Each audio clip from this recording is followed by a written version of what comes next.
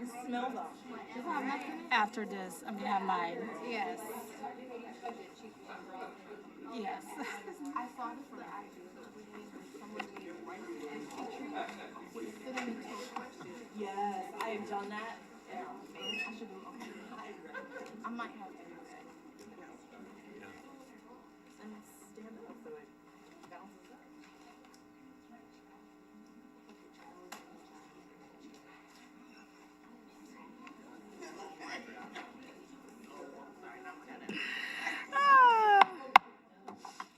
Good evening, everyone. Welcome to the Windsor Board of Education regular meeting for Wednesday, January 21st. Please stand for a pledge of allegiance and moment of silence. I pledge allegiance to the flag of the United States of America and to the republic for which it stands, one nation, under God, indivisible, with liberty and justice for all. You may be seated.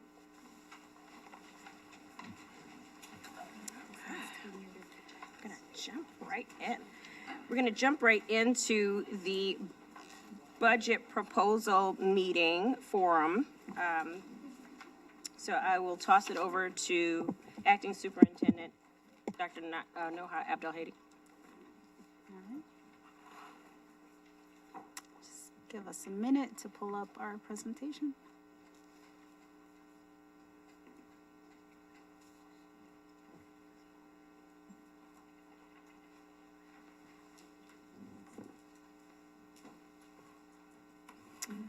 All right, so good evening, everyone. Thank you for being here and our viewing audience at home. I'm very excited to present our proposed budget for 26-27. And before I get started, because some of our board members are newer to the board, so this is a little different. So I know we're all eager to see numbers. Numbers are coming. Just before we start, I wanted to make sure that I ground us in what really matters and what's behind these numbers, which is our students and the students that we serve. So this is a picture of who we serve here in Windsor Public Schools. So we have 3,195 students that we serve. 42.5% of them are Black, 25% are Hispanic, 19.9% white, 3.2% Asian, and we have about 9.4% who identify as two or more races. We also have 48.8% of our student population that qualify for free and reduced lunch. We have 21.8% of our students, students with disabilities. 3.6% of our students are multi-language learners. And what's very interesting is that 7.8% of our students, even though they are not multi-language learners, their native language is not English. So this just gives you a snapshot of the diversity. So I know we always talk about Windsor being diverse. Looking at this is Windsor. Not just racially diverse, but economically diverse, and that is one of the many things that makes us special. We have 6 schools and a program here at LP Wilson. And we have 641.4 staff members between certified and non-certified. So as we go through the budget today, I want us to always, even when we look at numbers, to look beyond the dollar amount, to look beyond what the figures are, and to look at what impact these numbers have on our students and our staff. Oh, my bad. You guys don't have the presentation.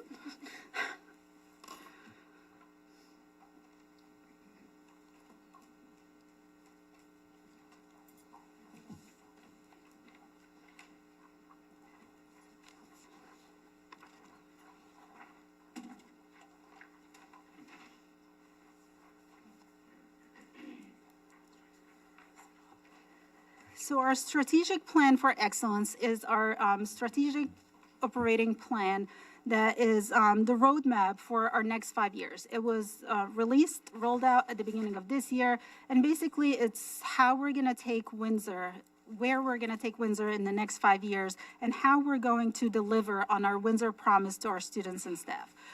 Culture and academics are at the heart of everything we do here in Windsor, with operations being the backbone of the system itself that allows us to do what we do in culture and academics. So you're going to hear me refer back to the Windsor Promise. And, you know, I think we all know that in Windsor, our mission is to develop the genius in every child and create lifelong learners. But I think what's very important to note is how are we doing that? So we always say that, but what are we doing to develop the genius in every child? And I wanted to make sure that it's very clear, you know, very specific so that we're all on the same page, whether it's staff, students, or families, we're all on the same page and we know what we're doing in order to develop that genius. So our three things that we're focused on, we're growing scholars through the 4 Cs. So our aim is to grow scholars who are caring, courageous, committed, and creative. And there is a reason why we start with growing scholars with a 4C before academics, because we know from experience and research that if culture is not where it needs to be, if we're not working to develop individuals who are good human beings, academics is really not gonna come, and it's really not gonna have an impact on our students. So we start with growing this kind of culture. We want students who can think deeply, who act with integrity and persevere through challenges and contribute to their communities. If we're able to get students to do that, then academics is going to naturally fall in place. Our second focus is staying true to our North Star, and you'll see it posted up here and everywhere around the district. We are very focused and anchored in our North Star. This exemplifies what we expect high-quality instruction to look like in every single classroom, every single day for all students.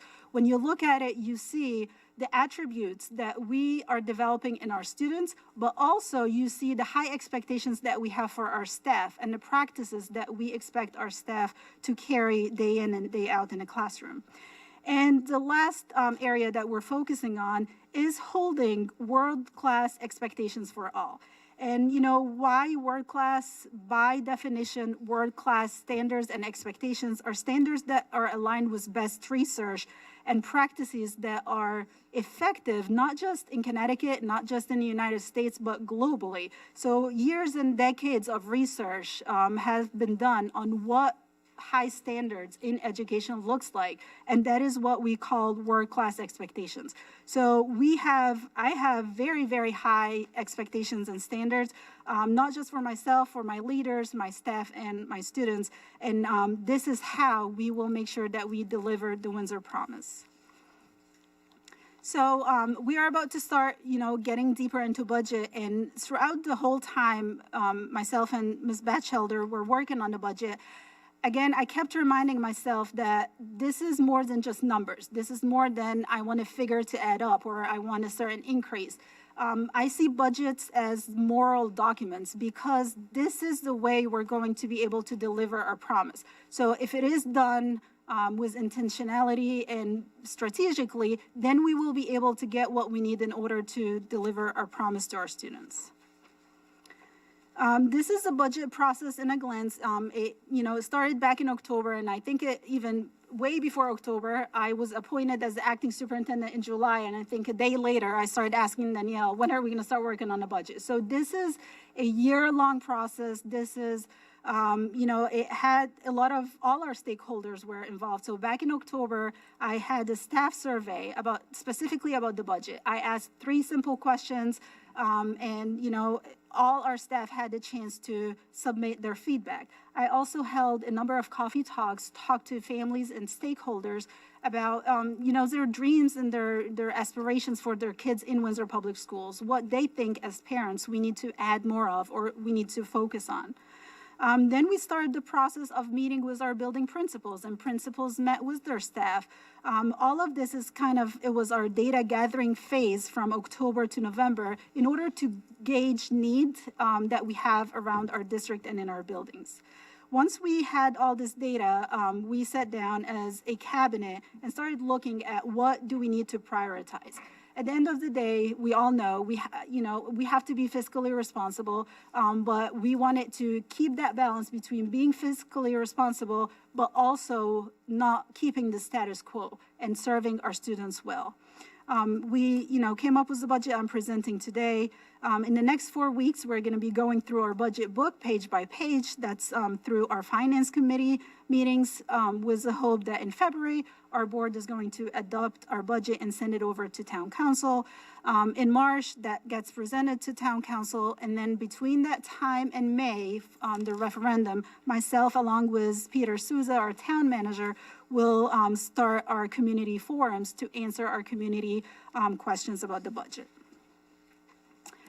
Because I do really believe that our staff voice is one of the most important voices, and it was actually the main driver, or one of the main drivers for this budget.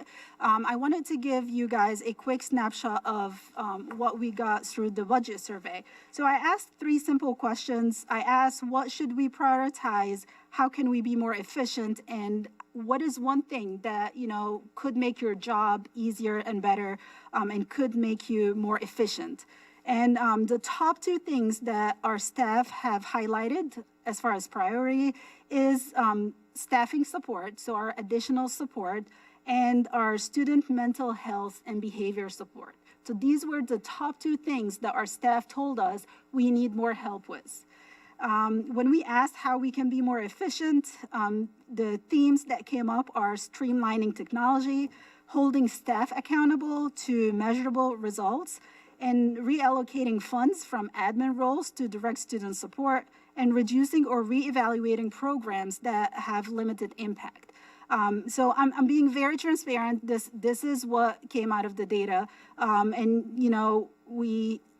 It also aligns with when we ask staff, what is one thing that will make your job more efficient and more effective?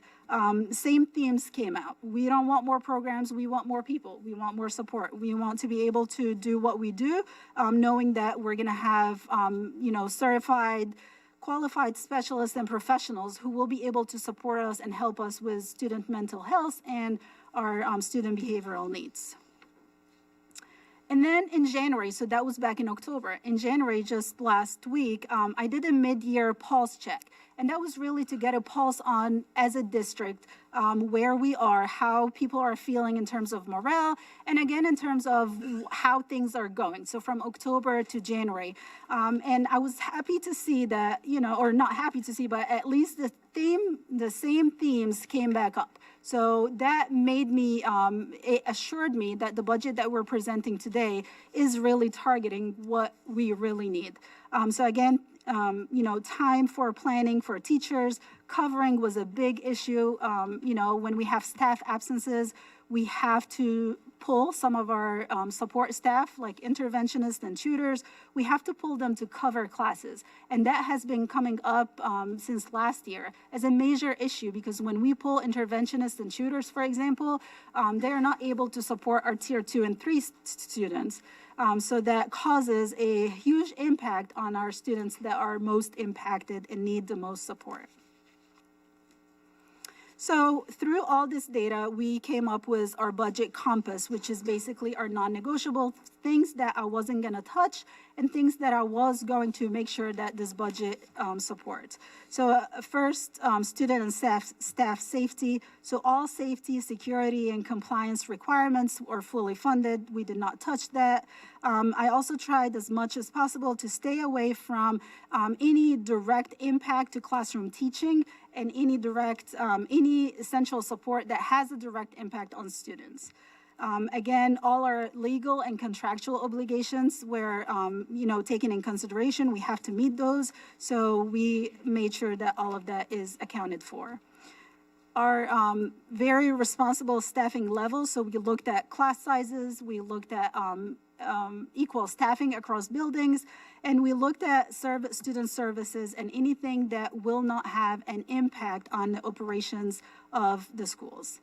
And finally, financial stability. So sustainability. So we made sure that, we do get grants. We have a couple of additional new grants, but at any point in time, grants can be non-renewed. So if this year we do have a grant, it might go away next year. So we were very strategic in using one-time funds or funds that might not be renewable in a way that supports what we need to happen right now, builds capacity, builds systems, so that if we don't have the funding anymore, it is positions that we can do without. And now I know we're all waiting for the numbers, and here comes the numbers. So again, just keep in mind as we go through this, I want you to, I have been telling myself, so I quoted myself over here. I've been telling myself all throughout that staff working condition is in our students' learning conditions. So that's, just keep that in mind as we go through. We have 6 drivers that drive our budget increase. The first driver is our employee salaries. These are all contractual obligations, so we have 6 bargaining units. We also have non-affiliated staff, so we are required, we have a certain increase per contract. So the total increase in our employee salaries driver is $1,985,227, which is a 3.88%. I'm just going to mention this once, and then it's the same throughout. The 3.88% is a percent increase in that specific driver from last year. All right. Our second driver is employee benefits, and that goes hand in hand with salaries, contractual obligations, and the increase in health insurance, dental, and everything else that comes under benefits comes to $1,373,997, which is a 9.39% increase. Our third driver is transportation. So as you all know, our contract with DATCO is coming to an end in June. We are currently in the process of negotiating a new contract with DATCO.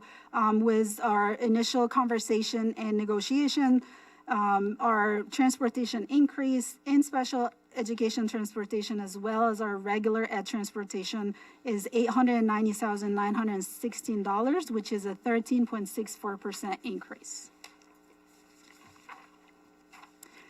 Physical plant, our increases, utilities increase, supplies, and our major maintenance increase comes to $464,075, which is a 12.04% increase.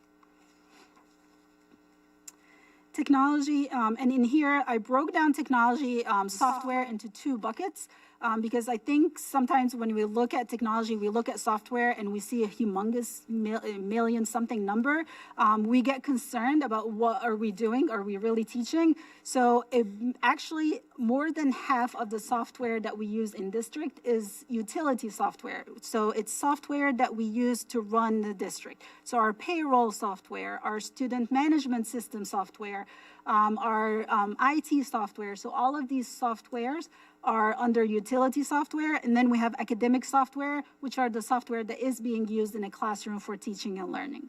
So the total increase in technology is $150,194, which is an 8.95% increase. And our last driver is basically a bucket that we just put in things that we had to increase. So course reimbursement increase, so that is a contractual obligation with our teachers union. It went up by $10,000 from last year with our last contract that we negotiated, so we needed to put that. As well as the natural increases in supplies and materials for our schools and our CTE, our career and technical education programs. So that increase, that bucket comes up to 8.74% increase. So all these drivers, when you add them all up, you get $4,952,276, which is a 6.14% increase. So we call this increase a rollover increase. So basically this is taking everything that we do today, next year, so doing everything we do next year with the normal natural rate of increase that we, with utilities and everything else. So this does not include anything new. It doesn't include any savings. It doesn't include any reductions. And I chose to present it this way so I can, give you a very clear understanding of our costs and then our, what we're trying to do differently in our budget. So our next section, it's called Strategic Trade-offs and Investments. And, the status quo, which is basically our rollover, doing the same thing next year, is just not okay, because doing the same thing over and over and expecting different result is insanity. So I had to make some strategic trade-offs. So I knew I had to cut some things if I wanted to do new things that, would deliver the Windsor promise better. So these are the trade-offs that we came up with. So I am proposing to reduce the budget by 1 FTE administrator to be determined.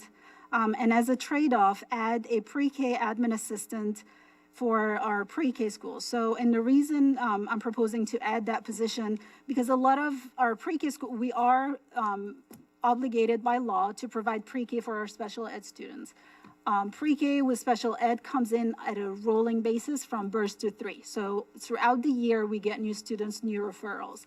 A lot of the work that is required is clerical work. So adding that position will allow our teachers, allow our professional staff, our support staff, like school psychologists, to actually focus on evaluating and providing services for our students versus spending time doing the clerical work. So providing the admin assistant support that is specifically for pre-K will allow us to capitalize on our professionals, our certified professionals' time. I'm also proposing to add a social worker, a full-time social worker. My second trade-off is reducing the dean of student at Windsor High School and adding the nurse, 1 full-time nurse. So I know that nursing position got cut last year. We've tried to go through a whole year without the additional nurse here at LP. And what we realized is that nursing position was not just medication management. It had a lot to do with providing services when it comes to mental health. And that nurse was part of an entire team that provided mental health support and very important supports that we desperately need here at our LP program, which services our most impacted students. So I am proposing to bring back a 1.0 FTE nurse. My third trade-off is reducing the technology personnel by 1 systems specialist, and as a trade-off, adding a technician. So the technician is our IT technicians that go around schools to handle IT tickets. We currently have 2, so providing a third one will allow us to service our staff at a quicker rate, so all our IT tickets don't have to sit there until somebody gets to it. We have 7 schools or 7 buildings, and we only have 2 technicians that are trying to run around and, troubleshoot everybody, which causes us to have to leverage our, other IT, our network specialist and our MS manager to, go out and do the work that a technician would be doing. So this is a trade-off to capitalize on, making sure the professional staff, again, are hired to do what they do and providing the support to our buildings through the additional technician. My fourth trade-off is reducing our budget by cutting 1 RBT, our registered behavior technician, which is going to put us at an equal allocation in all our elementary schools. So currently we have 1 in each school and 2 at JFK. So cutting 1 RBT will allow us to have that equal access. And in return, I am proposing to add a BCBA, which is a board certified behavior analyst. And the reason behind this is I am trying to build capacity in our staff. So a BCBA is a certified professional who's able to train and build capacity in our para-educators, our special ed teachers, and our regular ed teachers in order to provide tier 1 behavior interventions in the classroom before they become extreme that students have to be placed in special programs. So I am trying to build our capacity as an entire staff in how do we handle behavior issues that could be handled at a tier 1 level in the classroom before they become greater issues. And the last reduction is a reduction of a classroom teacher at Pequannock. And through the years, we've been looking at numbers and class size. We have reduced 1 FTE last year at OE. So this reduction will put us at an equal class size, which is still, I think, 15 or less than 15, which is a great class size, but it will make it all equitable across all elementary schools. So when you add up all the reductions, it's a total of $429,000 reduction. And then when you look at the additions, it's 310,000. So there is a savings in all these trade-off of $119,000. We also do have additional savings. So our magnet school tuition, we are cutting that back by $300,000. Our special education out of district tuition. So Ms. Cristofaro has been doing an amazing job bringing back students in district, and the additional special ed support that I have built into this budget will allow us to take in more kids and be able to service more kids that we can service in district. So we are predicting that $500,000 from our out of district tuition will be a savings. As well as our regular yearly retirement savings of $300,000. So when you add up all these savings and you add to it the savings from the trade-off from the previous slide, you end up with $1.2 million in savings. So the next few slides, this is where I will talk about strategic investments. So this is the new things, right? So I am proposing to add 10 additional para substitutes in our budget. And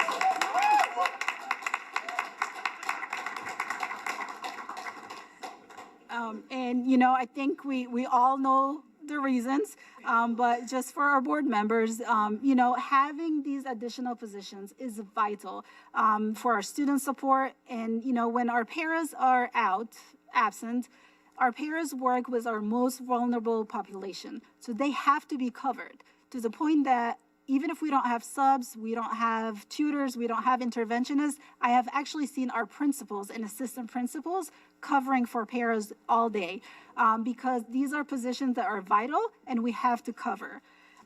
Also providing these additional paras in the buildings will allow us to not pull our interventionists and our tutors. That way, we can keep our interventionists and our tutors working with our tier 2 and 3 students so that all students are getting the services they need. This is absolutely a need that we've seen come up in every survey, every conversation I have with any building, that we do need that additional support. The next strategic investment is adding word language to our elementary schools.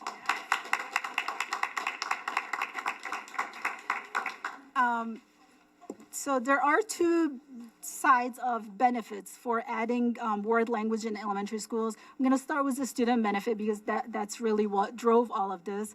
And research shows that when students are exposed early on to second language, it improves their executive functioning skills, their focus, task switching, self-control, which then support learning altogether, whether they're learning a language or they're learning other subjects. Also, research shows that learning another language does strengthen your linguistic awareness, which helps students better understand how language works, which has a direct impact on reading and writing in English. Also, students who start a language early in elementary school achieve higher level of proficiency in that language over time than students that start learning a second language in middle or high school. So, and word language instruction does build empathy. It does perspective taking and communication skills, which is all attributes that are critical in developing the portrait of the graduate that we have over here in our instructional wheel.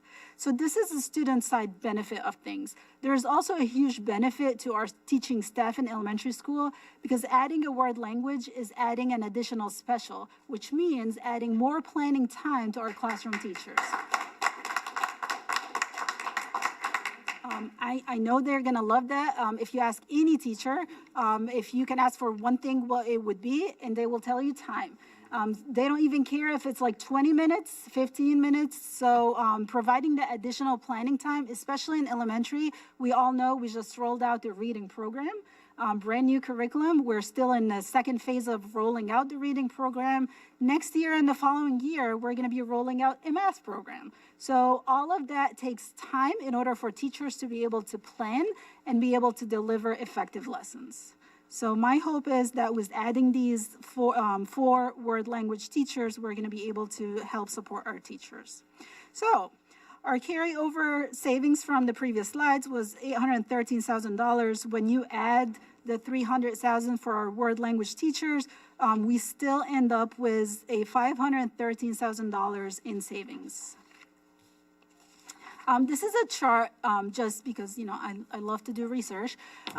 This shows the top 20 districts ranked. So these numbers are the rank in Connecticut. So the top performing district in Connecticut is Westport. And even neighboring districts like Glastonbury, Farmington, South Windsor, they all have language, a second language or a word language in elementary school. So there is a direct correlation between offering a second language and the district performance. Also, when I look at word class systems that are very successful in all the countries that are known for academic achievement, a second language and actually a third language is the norm, and it gets introduced in elementary schools. Additional staffing that comes to no cost to the budget because they are grants funded. We are adding a special education coach through our seed grant. We're also adding proposing to add a secondary school psychologist and adding an HR clerk position through also a grant. So these are positions that are funded through a grant. And like I said before, if grants are no longer available, these are positions that were strategically chosen to build capacity, build systems and programs so that if they have to go away, we can survive without them. So basically, just in a nutshell, this budget protects, it answers a lot of our teachers' cry for help and for support. It provides students with early preparation for that global future we keep talking about. It's aligned to our Windsor promise, and it's, I think, very fiscally responsible with all the trade-offs that were put in place in order to add what we wanted and needed to add. So this is the full picture. All the drivers that I shared before that added up to 4.9 million. After all the additions and reductions and savings, we still ended up with $513,000 in savings. So when you subtract that, you end up with $4.4 million in a total increase, which is a 4.97% increase to our budget. So if you recall earlier, our rollover number was 6.14. So through savings, reductions, and trade-offs, we were able to bring that number down to 4.97%, which is really what we think we need in order to deliver our promise.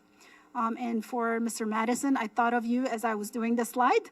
For people that want to know exactly the allocation of each driver from the 4.9%, this is the allocation. And the reason I have contractual obligations, employee benefits, and transportation in red, these are all buckets that are contractual. So unless we want to cut staff and do less from what we were doing this year, about 4.75% of the 4.97% is contractual obligations. And then the other buckets, you can see the percent there.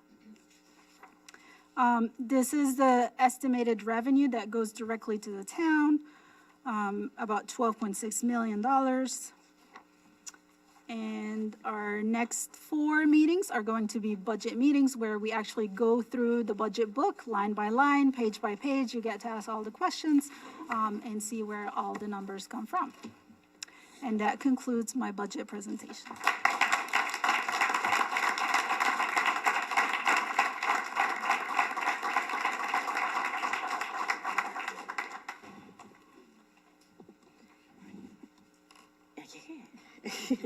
I like. Before we're not going to dive deep, folks. This is comments, not questions. This is a comments, not questions, because as you can see, we're going to be here a few times, right? We don't have the board book in front of us, but first impressions, keep it brief. We need to get into the meat and potatoes of the regular meeting, so I will start on this side. with Ms. Otter, and wants to be first?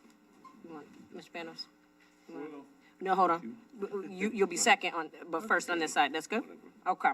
Ms. Otter, and then Mr. Panos. And I love all of this personally. I do one thing to keep in mind, just because I 100% know it's going to come up when we're talking about the world language teachers.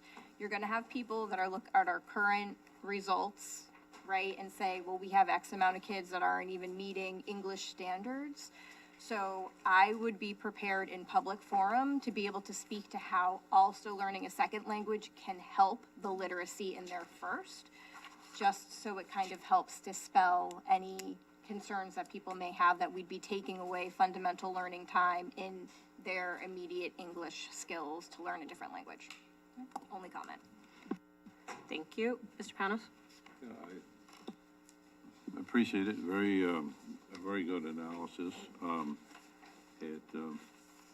However, it can use a little pairing, that's all. A little what? It is a little high. That's my, I think but it's not out of the park, that's all. So I appreciate it very much. It's better than normal. That's fair. Anyone on this side? Okay, Mr. Williston? Well, I think this is amazing. This is so nice. She did a really good job. And then the colors and then tracking how much we're saving versus, it's really good. It makes it very easy to understand. That's the math teacher in me. An amazing job, really, honestly. My only question would just be, how does a sub-para position work? So it's, Oh, I know, oh, sorry, never mind, I take back that's my right next question. week. All right, amazing job still. Thank you for your brevity. Anyone on the left side of me that have any comments, first impressions? Ms. Davis? Yeah, just really quickly, for a new board member, I must say this is pretty clear because I'm thinking of the big book to come, right? And for a first-time board member, I really appreciate the deep dive into all of this.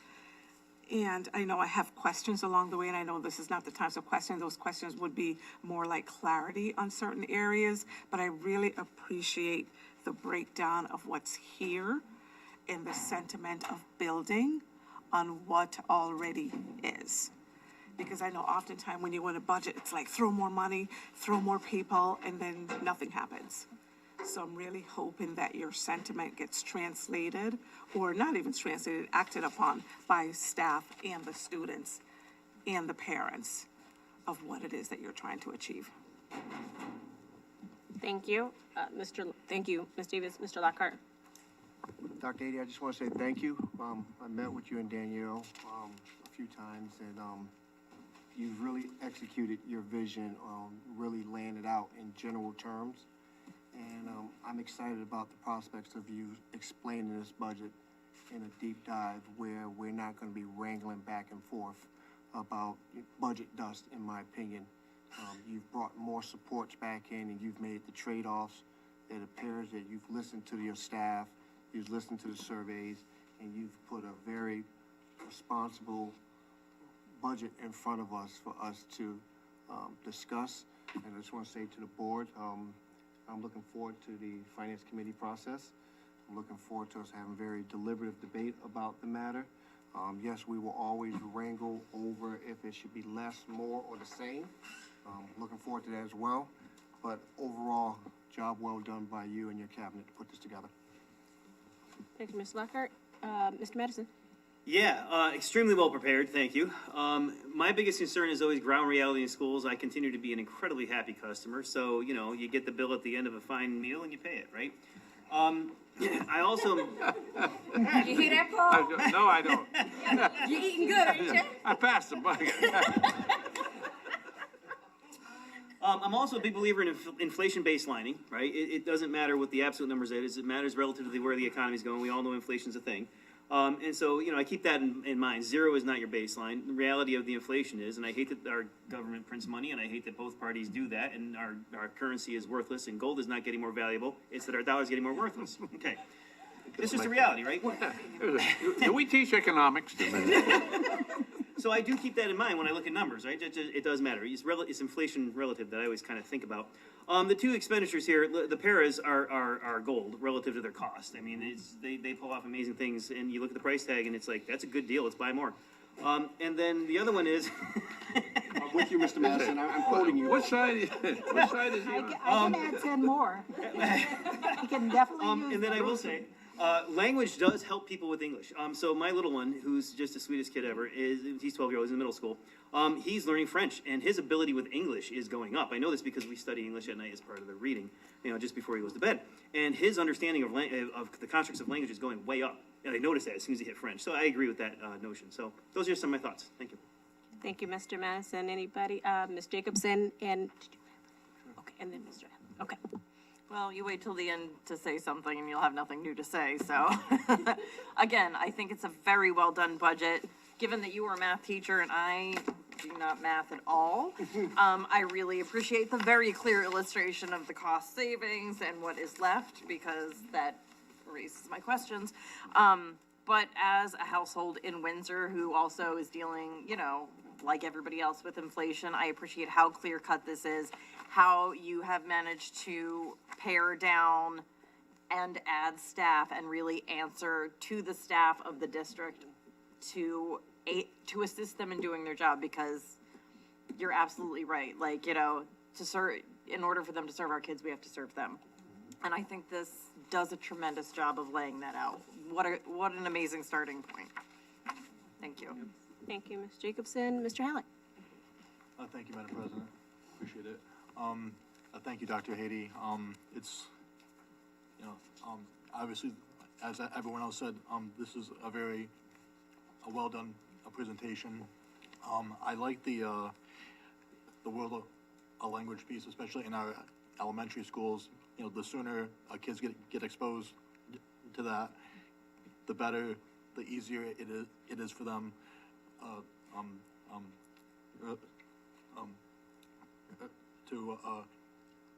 to learn it and pick it up. And I know this because my son goes to a pre-K over at Trinity, and they're exposing them to Spanish this year, so he's already on that track. So that's all I wanted to say. Thank you. Thank you.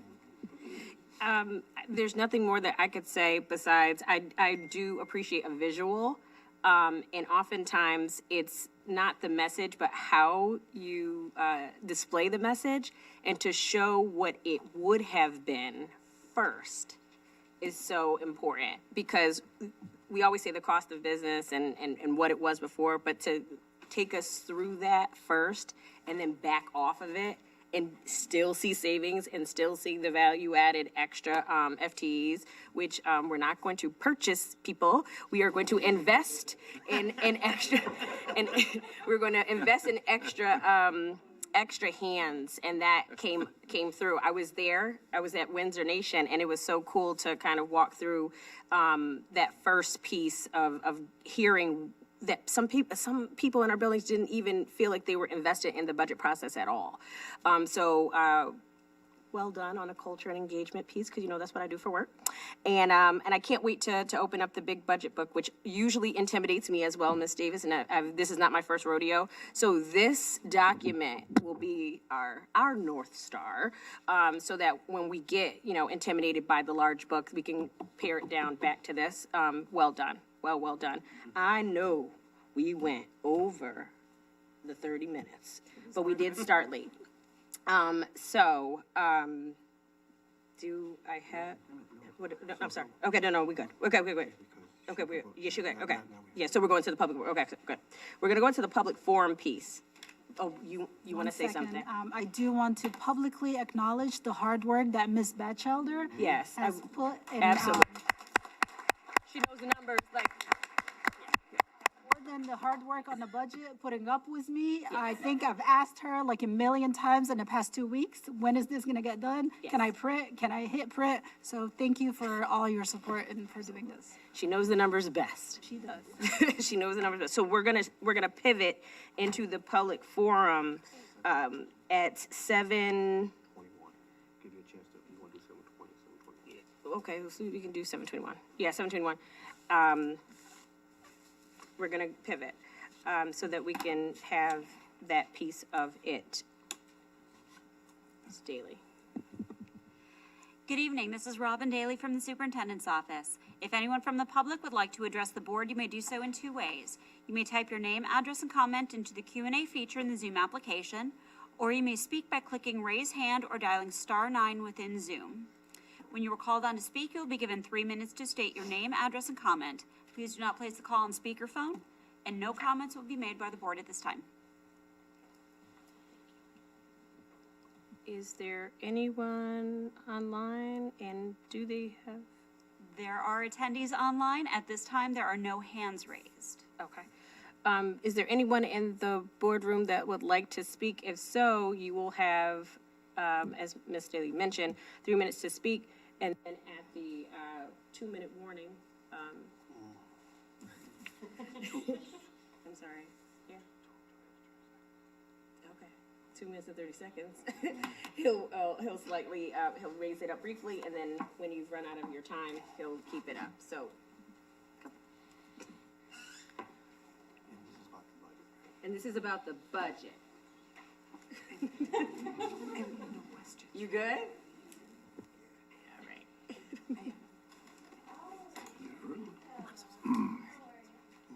Good evening, everyone. Good evening, board. Good evening, President Taylor. Dr. Haiti, everyone.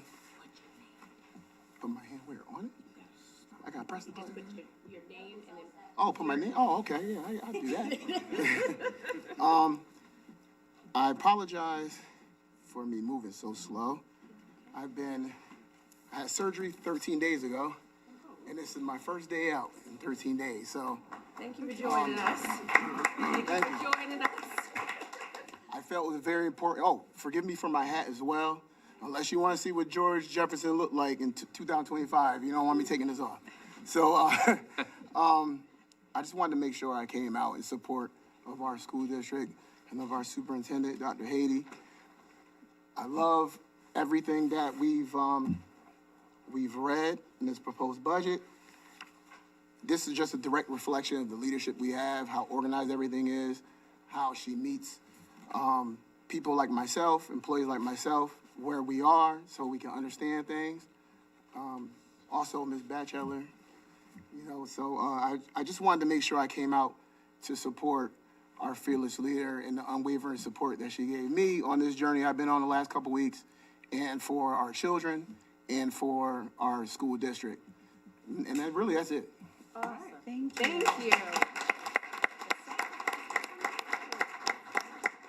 Came in person. All right. Thank you. Anyone else?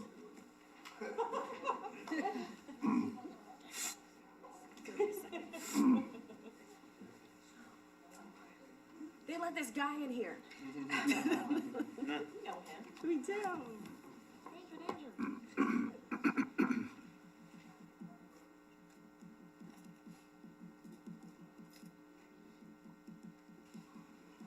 Good evening, David Fury, 37 Lighthouse Hill Road. Becky's my substitute from Lighthouse Hill Road. I want to thank Dr. Haiti for a wonderful presentation, especially laying out what we're really here for, what we need to do, what our goals are, because that's how the budget is built. It's not built on, even though we may build on what we did before, adding certain things, the cost of living. And being a former board member, I know it has been a difficult time with the transportation costs going up, we can't control, with a lot of employee benefits and insurance going up, again, out of our control.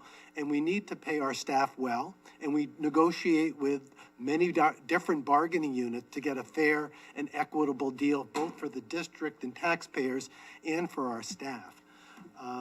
Very excited about some of the add-ons without going into too much detail. I'm looking at Mr. Wollaston, a former paraeducator in a different district at a time, knowing what that job is like and knowing the need often for substitutes because it's an easy job to burn out, and how that, I'm looking again at Mr. Lockhart, who many times would say, we need additional support so we don't have everybody subbing for everybody else and pulling away from an interventionist who can't work with certain students, a behavior tech or behavior analyst, because they're substituting, because people are out.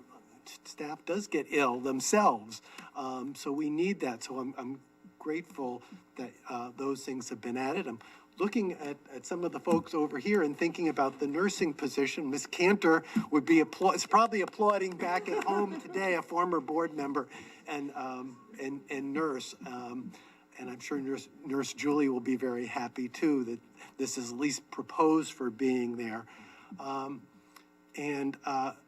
For the public, more than looking at the board, I know the hard work you guys will be doing for the next 4 weeks, going page by page, comparing last year's, questioning the superintendent and the other central office professionals about, is something really needed? Can we make a cut here or a cut there? And I thank you all for what you're going to be going through, as I have been in that position. And I think back to a number of years, Mr. Panos was on the board probably at that time when we did have at the elementary schools world language teachers. It was a very short-lived program because of other cuts that had to be made. I'm grateful to see that, and also how it also impacts freeing up times for teachers. So it's a win-win as far as I'm concerned. Thank you very much. Thanks, David. Anybody else in the boardroom or online wish to speak to the proposed budget? Unanimous consent to conclude the public forum at 7:27. Okay, we have concluded the public forum. The regular meeting will continue immediately after the public forum that we just concluded, after a 5-minute recess. Thank you. At 7:33. Transition.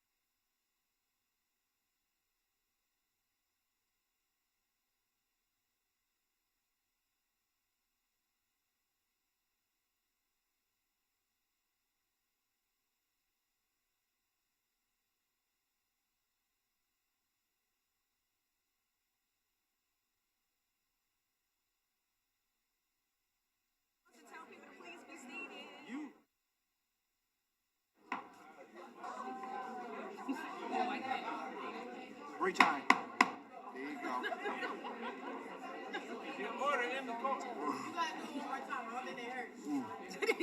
When she breaks it and it goes flying. I need a new one. I will laugh if I see a pink gavel. See, look, see. No, it's not Thor's hammer. Thor.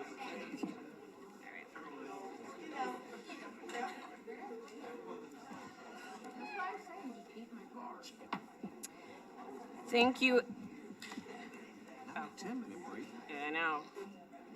Robin?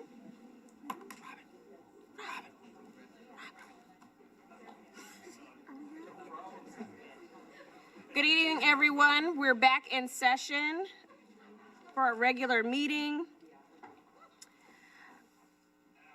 I am going to ask Brooklyn Smart to pause while we reflect on you really quickly. So we've had the pleasure of having Ms. Smart with us for first semester as the student representative representing Windsor High School and being the voice of the students of Windsor High School. She has been accurate, informed, and smart. Exactly. So I will take this moment for anyone on the board who would like to share some wisdom and good vibes for our girl who this will be her last meeting with us. Unfortunately, we can't keep them forever. She's got amazing things that she needs to do. She can't stay with us always, even though we would love her to. But you know what? When do you turn 18? Would you want to run for the board? So no, I actually have aspirations to do bigger and better things. Guys, I'm gonna be running for president. So yeah, whenever I'm of age, I want y'all to vote for me because I will lower taxes and I will help y'all out. So. Okay, Mayor Smart. All right, wonderful. So President Smart. Madam President. Let's go. So I saw Miss Jacobson's hand to start us off. I am at the disadvantage here because I only had a couple of months on the board to get to know you, but it has been an absolute delight being able to sit next to you. Your style's impeccable, which I appreciate. But you live up to your last name. You are so well-rounded, so intelligent.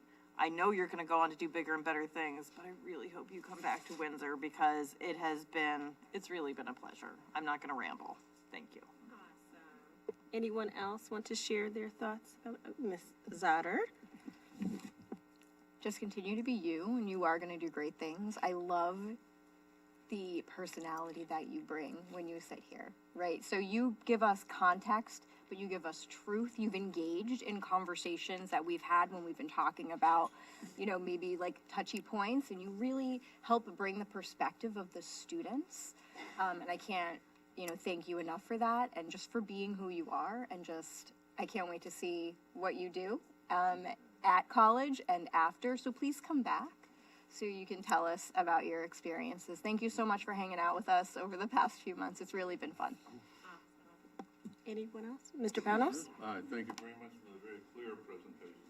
Actually, you do a much better job than the state.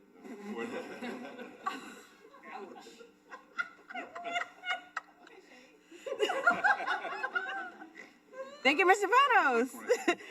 Ms. Davis and Mr. Madison. He is off the hook. Ms. Smart, I just want to tell you, the first time I met you was on television. I was on the other side, you were here.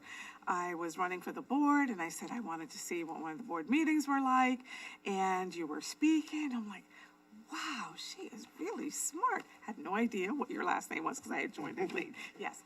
So thank you so much for being here and for representing the student body really well and for being so poised.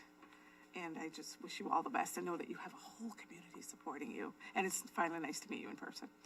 Yes. Yeah. Thank you, Ms. Davis. Mr. I just want to say thank you for your service. Board of Ed is both the most fun and most boring job in town. So I appreciate you putting the boring half. Thank you. Anyone else? Mr. Lockhart? Ms. Smart, I'm wishing you nothing but the best. You were very true to yourself. You spoke your truth, whether people liked it or not. You have an energy to you, and you're going to need that edge as you go through life. So no matter what you go through, you're going to have some good days, you're going to have some bad days. But at the end of the day, as long as you stay grounded to yourself and you stay looking focused, don't let no one tell you what you can't do. You're going to have people that may not agree with you or agree with you, but at the end of the day, as long as you're true to yourself and what your dreams are, you're going to go far. So I hope I'm alive to see where you're going to be in 20 and 30 years.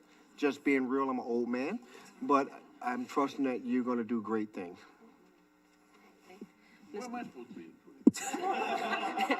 I digress. Okay. May I answer that question? No. You'll be dead with me. Mr. Williston, on that note, Mr. Williston. On a more positive note, I just want to say thank you A more for the lively time that you've spent with us here on the board, and to echo some of the sentiments that Mr. Lockhart shared. Stay true to yourself and just continue to lead with yourself, because we're all one of one. You know, we don't need another person trying to be somebody else, so let your specific light shine and see where it takes you.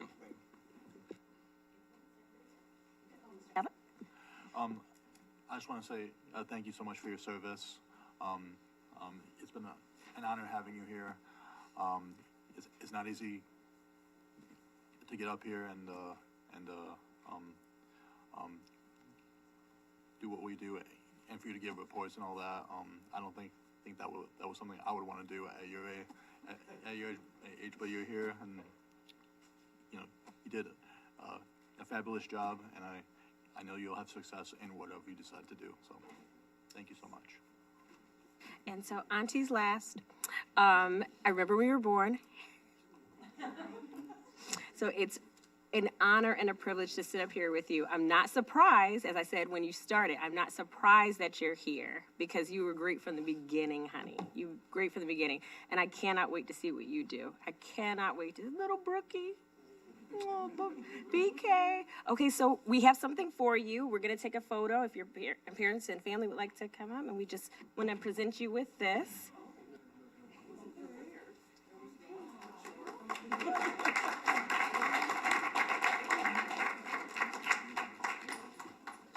you want me to take a picture with your cell phone? Yeah, sure.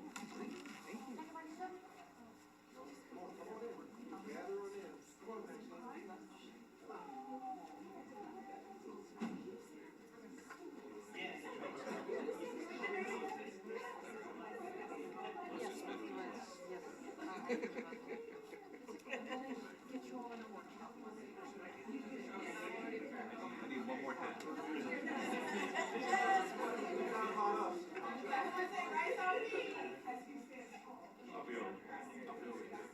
One second, I cannot see the back row. No. I'm not taking any classes from you. I already did. Okay, hold the chair. Guys, I heard something very scary.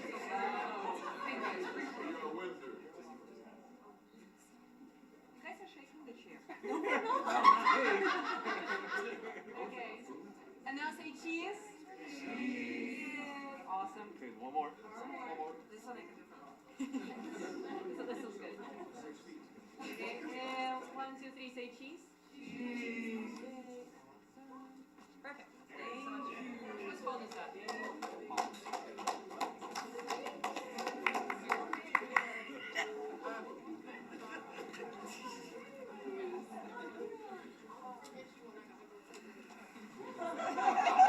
I need tickets.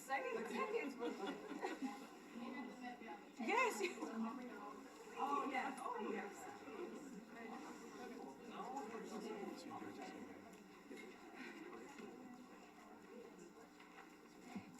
All right, and we're back with audience to visitors. Ms. Daly. Again. Good evening, this is Robin Daly from the Superintendent's Office. If anyone from the public would like to address the board, you may do so in two ways. You may type your name, address, and comment into the Q&A feature in the Zoom application, or you may speak by clicking raise hand or dialing *9 within the Zoom app. When you are called on to speak, you will be given 3 minutes to state your name, address, and comment. Please do not place the call on speakerphone, and no comments will be made by the board at this time. There are attendees in the room online, but there are no hands raised currently. Oh, there is a Q&A. Asking about changing the camera angle. Fair. When I'm remote, yeah. Yes, just to reference this question for the person online, we can't change the camera angle because it is a room view only. So I apologize for not being able to zoom in on individuals. That would be Win TV's job on their broadcast. Okay. Thank you, Ms. Daly. Anybody in the boardroom that like to speak? You have 3 minutes to speak. At the 2-minute, 30-second mark, Vice President Lockhart will hold up a card giving you the warning. And then at 3 minutes, he'll hold it up to let you know to wrap up your comments. Thank you. Please state your name.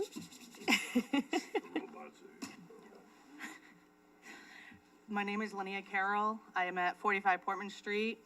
I am coming to you guys on behalf of the Blazing Spirits, which is the Windsor robotics team. We are actually competing this weekend at our hometown in Windsor here, and this is our first competition coming off of going to nationals last year, and so it's very exciting. I mean, I've seen our team grow this year. We went from last year barely having a robot ready to go to having 2 robots almost ready to go, so it's like very exciting. So if you guys can come out Saturday at Windsor High School, 10 o'clock-ish to 5 is when it's going to happen. See you. Congratulations. Windsor High School. Yes, Windsor High School. Windsor High School. David Fury, 37 Lighthouse Hill Road, also involved with Team Blazing Spirits. And it's going to be a special day for Windsor Robotics, as the middle school, Sage Park Middle School VEX team will be having a competition at the same time. So perfect opportunity to stroll down Sage Park Road and stop in at Windsor High School and then at Sage Park Middle School as well. So hope you can make it. Thank you. Anyone else in the boardroom wishing to speak for audience to visitors? Okay. Anyone online, Ms. Daly? There are no hands raised, and there are no additional comments in either the chat or the Q&A. Okay, unanimous consent to close audience to visitors? All right, so audience to visitors closed. Thank you all for coming out to speak or share your thoughts on the camera angle, and I concur. Yes, we gotta look into that. Okay, yeah. Okay, for the consent agenda, is there anything that needs to be pulled? No? Okay, is there a motion? Move the Board of Education approve consent agenda items 7A, financial report, 7B, enrollment report, 7C, food service report, and 7D, human resources report. Is there a second? Second the motion. Motion made by Mr. Lockhart, seconded by Mr. Panos. All those in favor say aye. Aye. Opposition? The ayes have it. Motion carries 9-0-0. Okay. Approval of minutes. Is there a motion? I move the Board of Education approve the minutes of the December 16th, 2025 special meeting, the December 16th, 2025 regular meeting, and the January 14th, 2026 special meeting. A second? The second motion. Okay. Anyone have anything to edit on the minutes? Okay. All right. All those in favor say aye. Aye. Opposed? Ayes have it. Motion carries 9-0-0.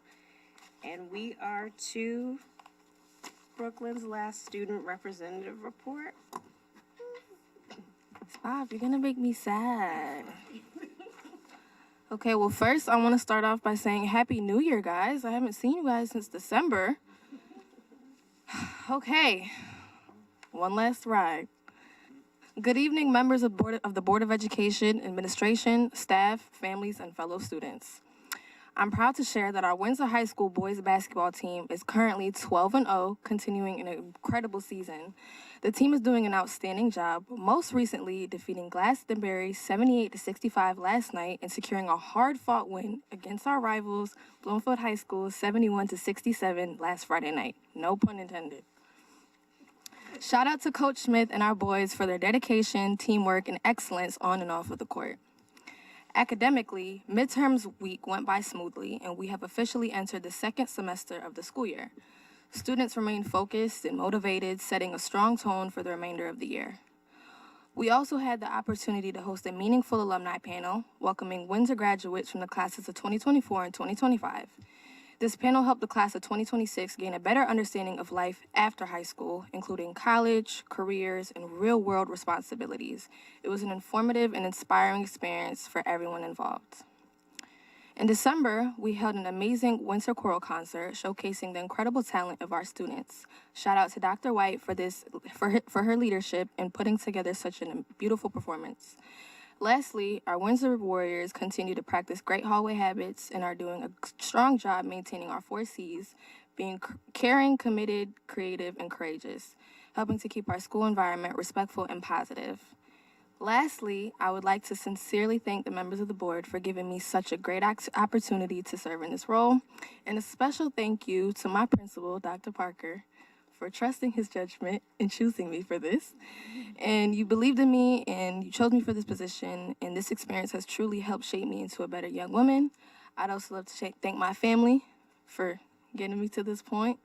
You guys taught me everything I know, so I would be nothing without you guys. This definitely helped strengthen my leadership skills and allowed me to grow both personally and academically.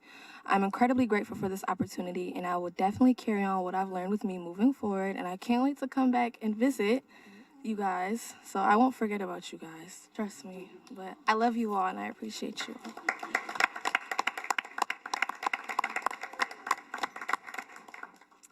As we always tell you, you don't have to stay all night. We understand that you have rigorous schedule and school comes first, so you can stay with us as long as you like, or you can, you don't even have to say anything and just tip out. So, but thank you again. Take the second option. I love you guys. Thank you for your service. Awesome. Okay. Oh, 10 is crying. Oh. Gotta wait for June for that to know.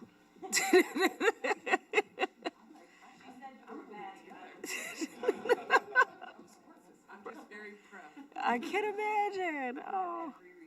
Y'all see that code? All right. Lie. The code is coding. Yes, Sheena.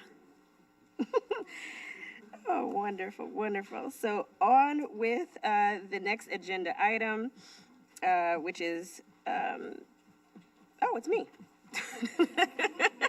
It's you. It's me. Awesome. President's report.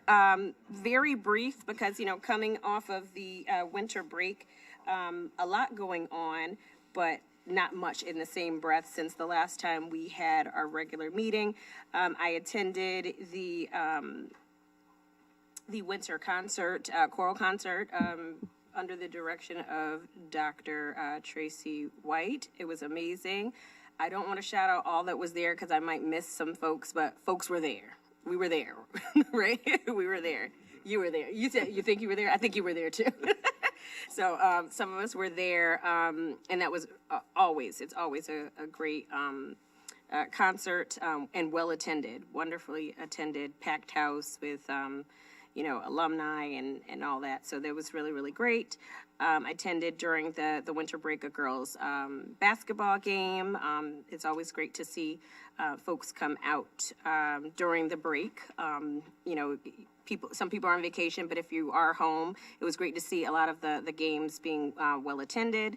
And then I attended the town's annual Martin Luther King Day celebration event at Town Hall. I was accompanied by Dr. Haiti was there, Mr. Wilson and Ms. Davis, amongst others, the mayor and other dignitaries. Archer Memorial puts on such a great event. I think it was the 31st or something like that, annual. Peter Souza and such, they were all there. So that was really well attended again on a nice bitterly cold MLK Day. It's always cold on MLK Day. It's really, really cold. But shout out to our students. The highlight of the event were our students, and it was great to see Mr. Mahalko and the Pequannock students just really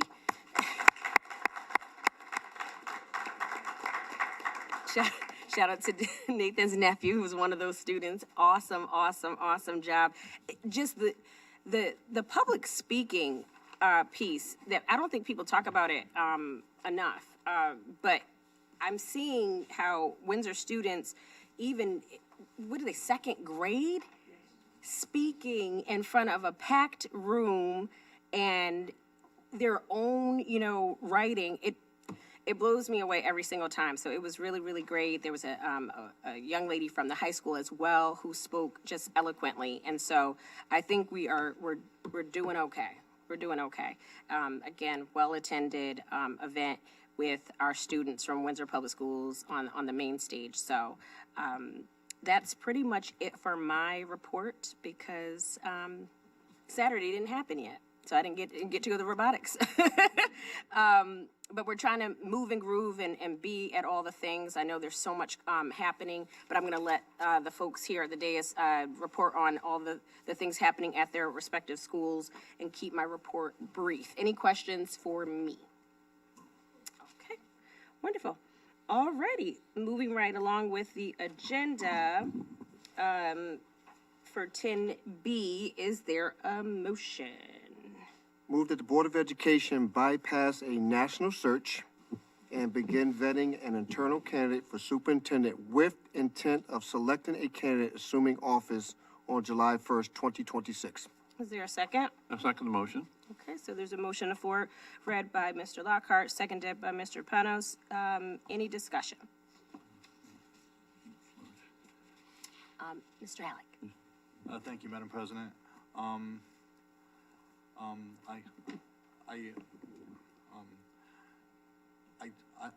I just want to say that I have some concerns about the motion. There is a reason why we have bylaws, and I feel that we should go through the process of a search. It doesn't have to be, for me, it doesn't have to be a national search. If we did a regional search or a in-state search, I feel that would be sufficient. But I think it is important for us to follow the bylaws and to do that, regardless of who the candidates are. I mean, we could, if we get a really good candidate from a top a district within our state, I think we should consider them, and I think we should at least bring them in and hear what they have to say. That way, we know for sure who the best a candidate would be, and we could go that route if that's what we decided. But I'm asking the board to keep an open mind and to allow the search process to go forward. Thank you. Thank you, Mr. Houck. Ms. Zotter. Followed by Ms. Jacobson. Okay.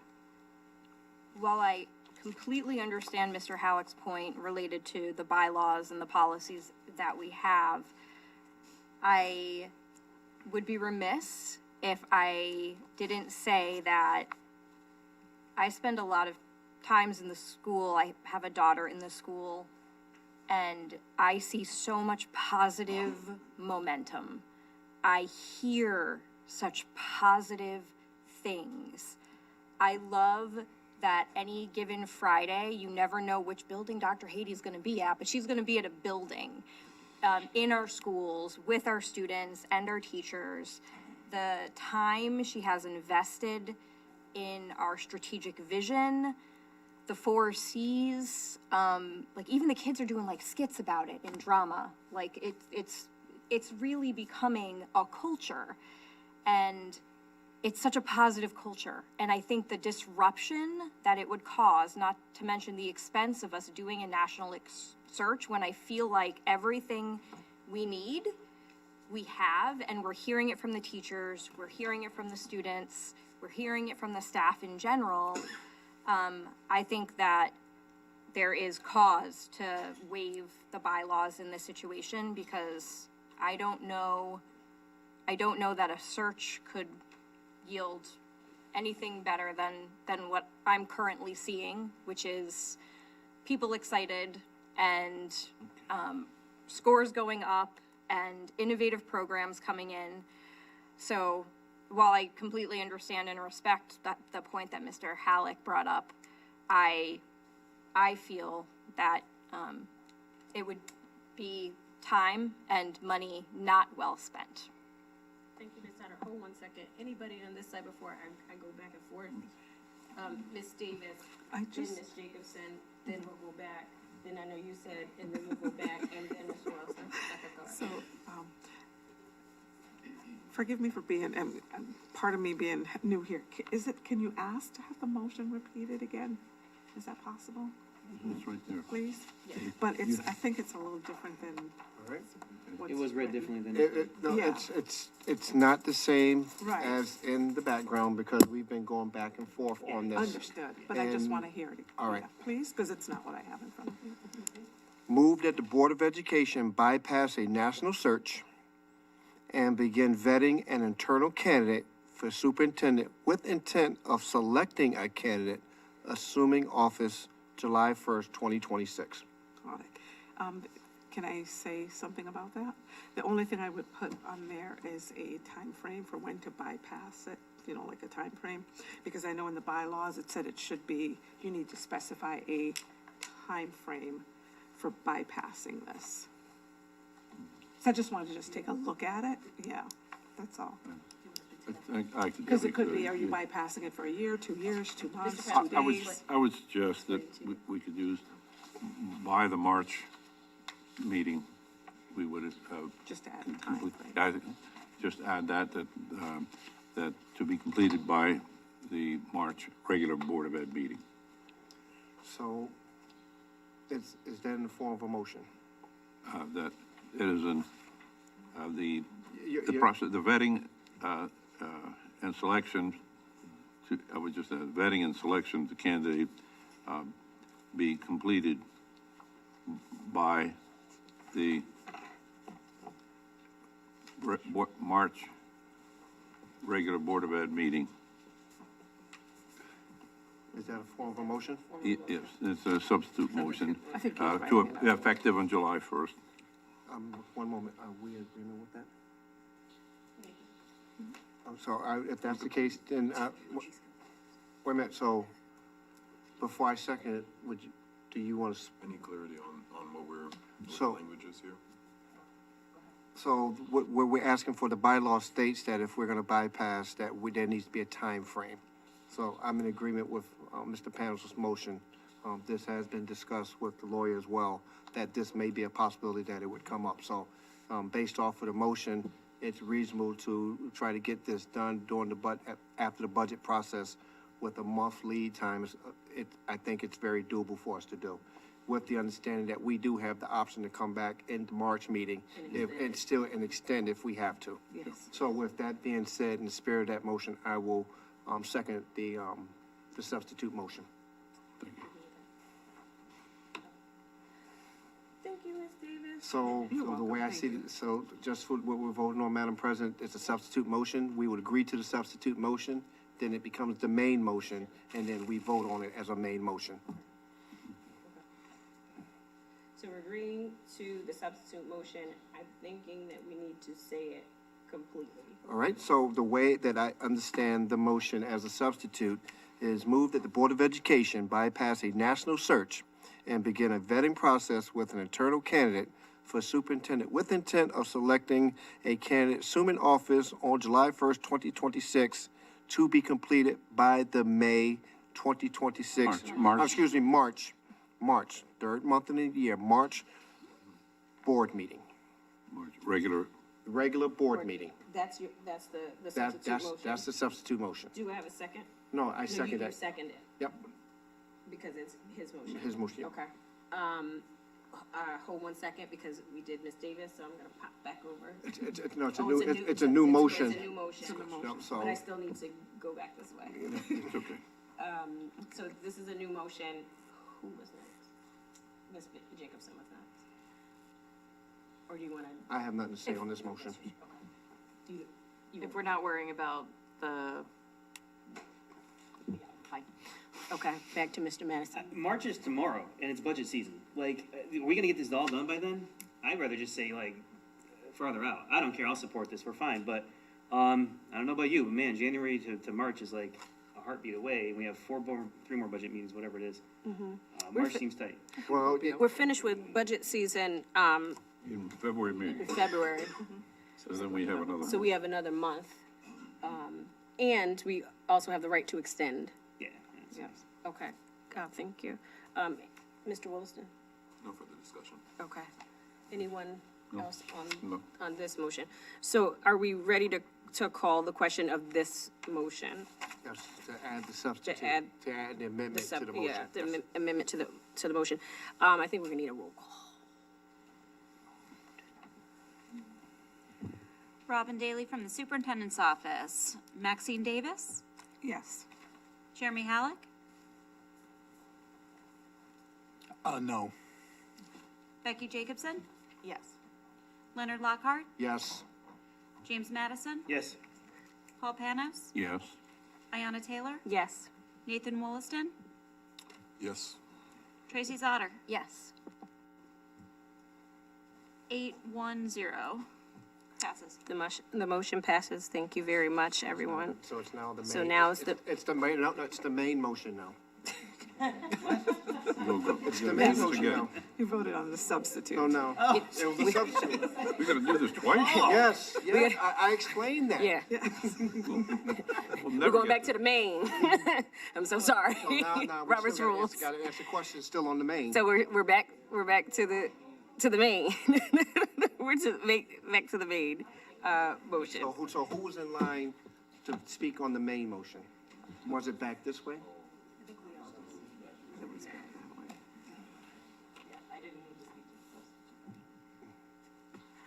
So, the amount of support that you have garnered for this position, I think I don't think I've ever seen that many adults agree on anything. So, I mean, just resounding support that the culture that you are creating, the way in which your staff feels heard, the way in which they feel that they can better serve our students, tells me everything I need to know. And then to have a budget presented where I actually understand it is just the icing on the cake. So I will be fully supporting this. So I would like to throw my support behind you. Thank you. Anyone on this side? No. Mr. Halleck?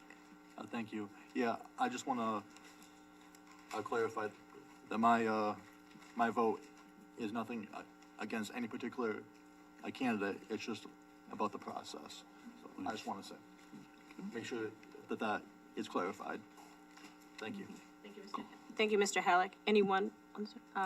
Mr. Williston?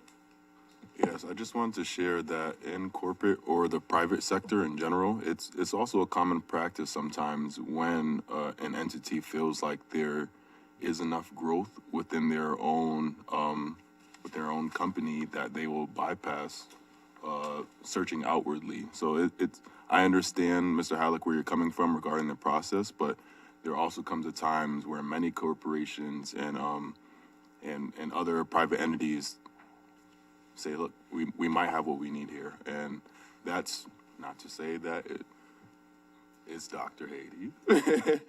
But we could say that we are well enough packed in Windsor that we might not even have to look outside, and that could just be a testament to what we've been doing and the growth we've experienced here in our school system.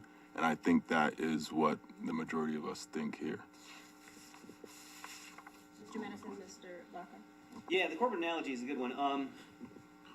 Two things, right? One is if you have a good candidate, you run with them. The other thing is, I've been in a bunch of corporate hiring things, and one of the biggest bodies of nonsense you ever do is you put a posting out because that's the rules. You get a bunch of people who are going to sucker into wasting their time. You interview them, you send them away, and you hire the person you're going to hire to begin with.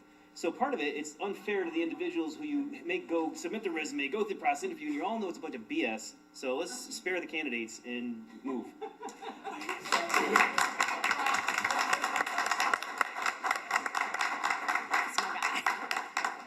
Buddy, I don't know if you can top that, Mr. Lockhart, but you can try.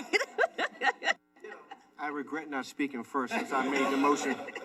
But what I want to say is that, you know, when we make decisions, I mean, I respect Mr. Halleck's position, but when we make decisions up here, for example, if you do not add the third year to a superintendent's contract, you're pretty much telling the superintendent and the community that you don't want that superintendent back.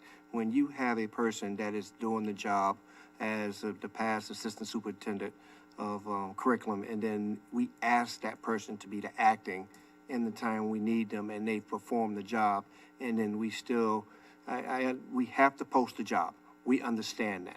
That's not the point. The point is we have it in-house. The person is actually doing the job, and that we need to give them the first right of refusal to lose the job. So at this point, I truly believe that this is an opportunity. And this is not the first time I've done this for a candidate in this district. I did it for the previous superintendent, and the opposite side did not agree, and I respected that. I truly believe on the potential candidate that we have now. I believe we are more in alignment, that we have what we need right here in Windsor. Why waste the money and the time? The time is more expensive because I want any candidate that, if it's going to be internal,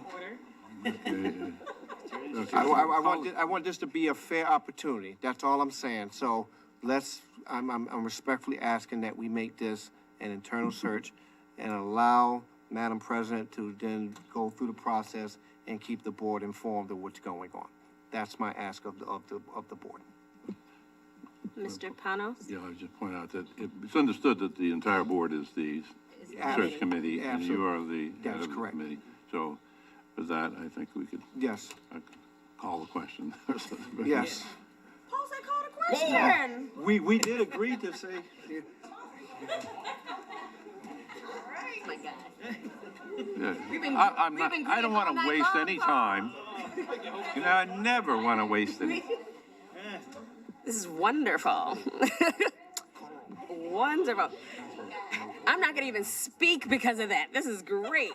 Everyone got a bite of the apple that wanted to correct. Okay, wonderful.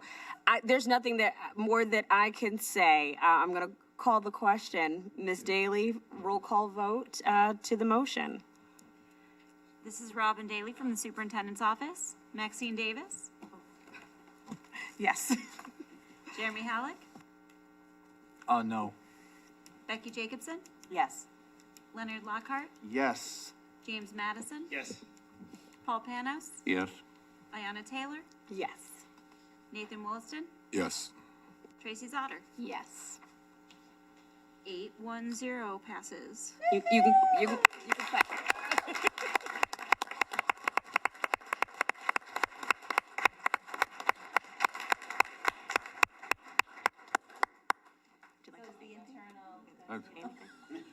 Wait a minute.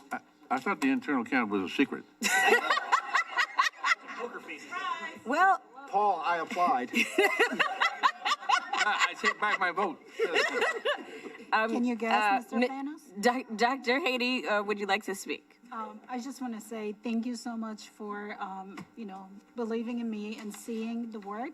This is definitely not easy work, but actually I used an analogy today with Danielle, and I said, us women that have gone through pregnancy, no matter how hard the pregnancy is, if you're asked, do you still want the baby?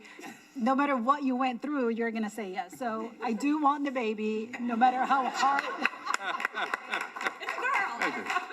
That's it. Yes. 16 pound, 2 ounces. Whatever it comes with, my heart is 100% in it, and I hope people see it. I have no doubt that Windsor in very few years will become something big. So I thank you and appreciate the support from all of you who showed up today. I'm just hearing that a lot of people have emailed the board. 71 and counting. I just cannot, like, this by itself is everything for me. So. Keep up with our banter with our attorney because we had to search through all the emails. That means the world to me, that the staff out there is behind me. So, and parents. Thank you. All right. Wonderful, wonderful.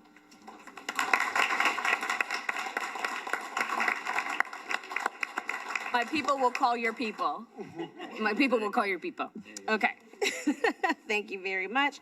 We're headed to we're headed to student liaison reports, starting with Windsor High, Ms. Jacobson and Mr. Williston. Yes, so Ms. Jacobson and I were able to attend the SGC meeting. We're pretty much in a space now where we're getting ready to, as the board, have that closer conversation with our parents and our students on the SGC just about what we're doing on this budget season. I reminded them of the meetings that we'll be having, and we actually did have a parent here from the SGC. They're no longer here, but they did come by today. And I'm hoping, we're both hoping to get a little bit more engagement from the SGC during this process. So as we get information from our fearless leader, we'll continue to just bring it down to the SGC, and hopefully they can come back and share with us some things they'd like to see as well. Additionally, I know there is an orientation tomorrow at the high school for 8th graders from Sage Park. Future Student Night is tomorrow at the high school. I will have a baby attending. So if you have an 8th grader, if you have a Sage Park child heading into 9th grade next year, there will be a presentation tomorrow at the high school. What? Y'all keep promoting my babies. If y'all see me at the high school, if you see me at the high school, you know I'm there. He's good? He's good, Leon. You going with him? No?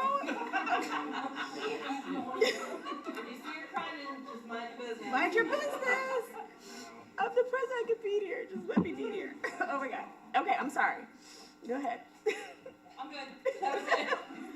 Don't you have a baby going too? I just said that, yes. One of my babies will be going. You're like, and let him go. I have way too many. I have too many. These people are tired of me. They've got more coming. We're like ants marching.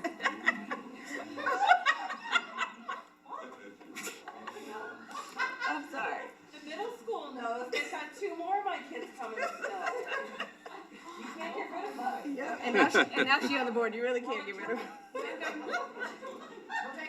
Thank you. Well, shout out to that program. It's wonderful. It's never too soon to have those conversations, you know, to bring it back to the work.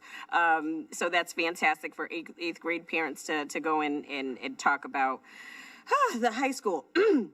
So Sage Park, Ms. Zotter and Mr. Panos. I want to shout out, they had in January, they had a cluster, oh my gosh.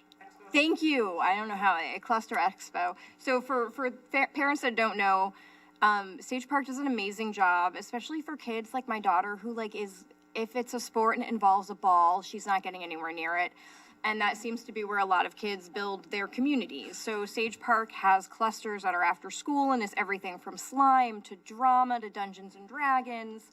And they had an amazing expo where the parents were able to come in and see a little bit of all of the different cluster work. The drama cluster did a skit on the 4 C's, and I tried to tape it, but you couldn't hear anything.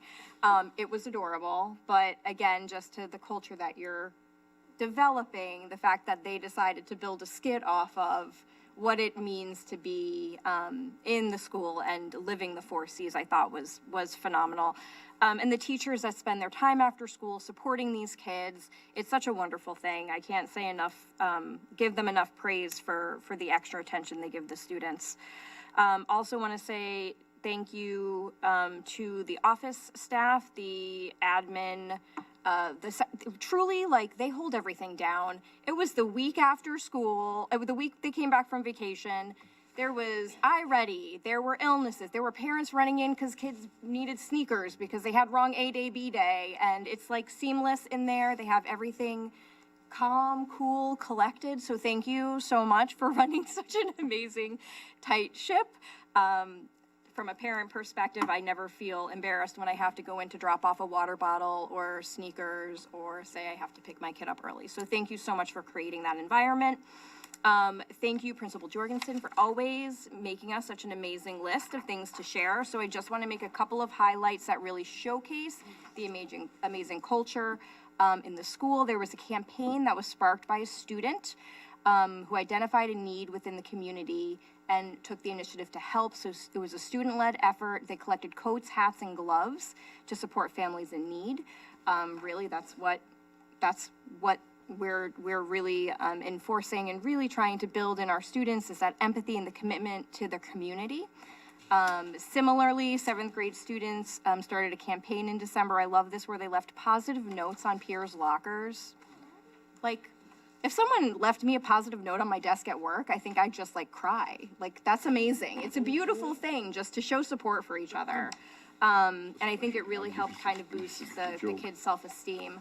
The Sage Park leadership, you have student leaders that are being placed in groups for the advisory classes to mentor the younger students. That goes a long way. That peer-to-peer mentorship means so much to the younger students. My daughter is a 6th grader, so I've seen in some of the things that she's participated in, having that older student to look up to and model the way has been phenomenal. And as part of the See the Good campaign that Dr. Haiti encouraged everyone to start in their schools.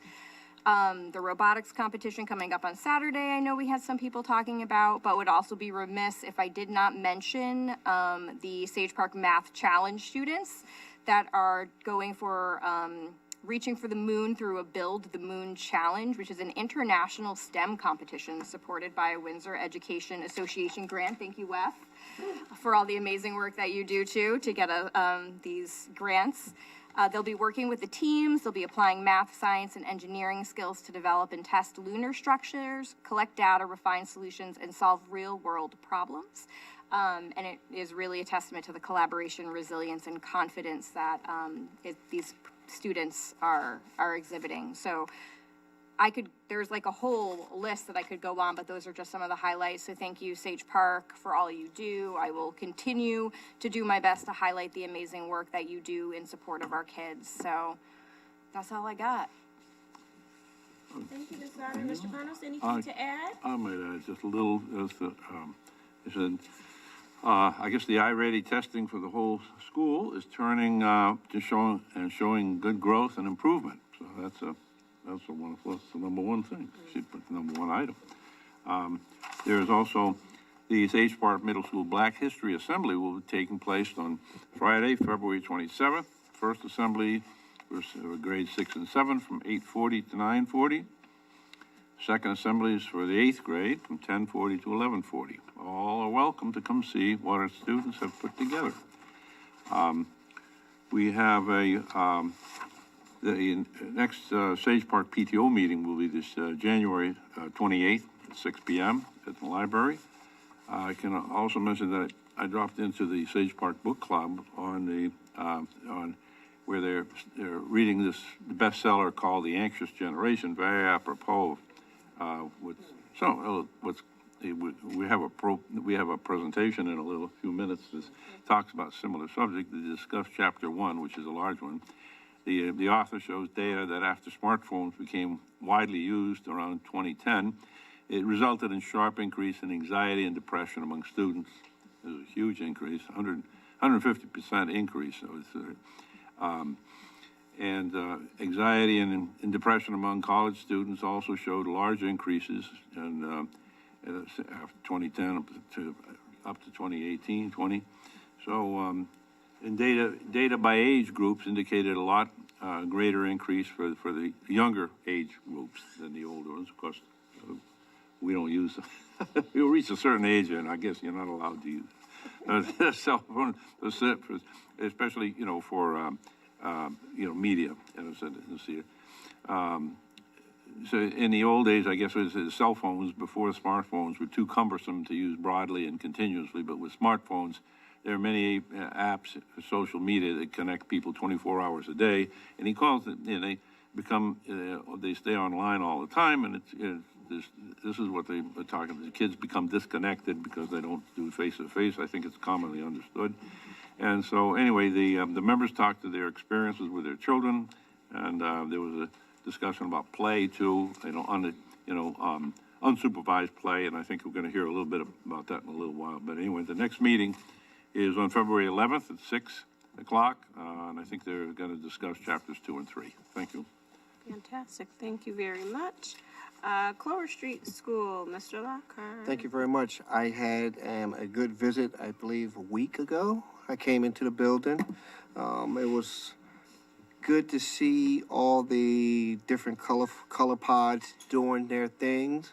It was good to see Mr. Bean at the front desk, coordinating with the spirit of Coach Smith, keeping the kiddos in order.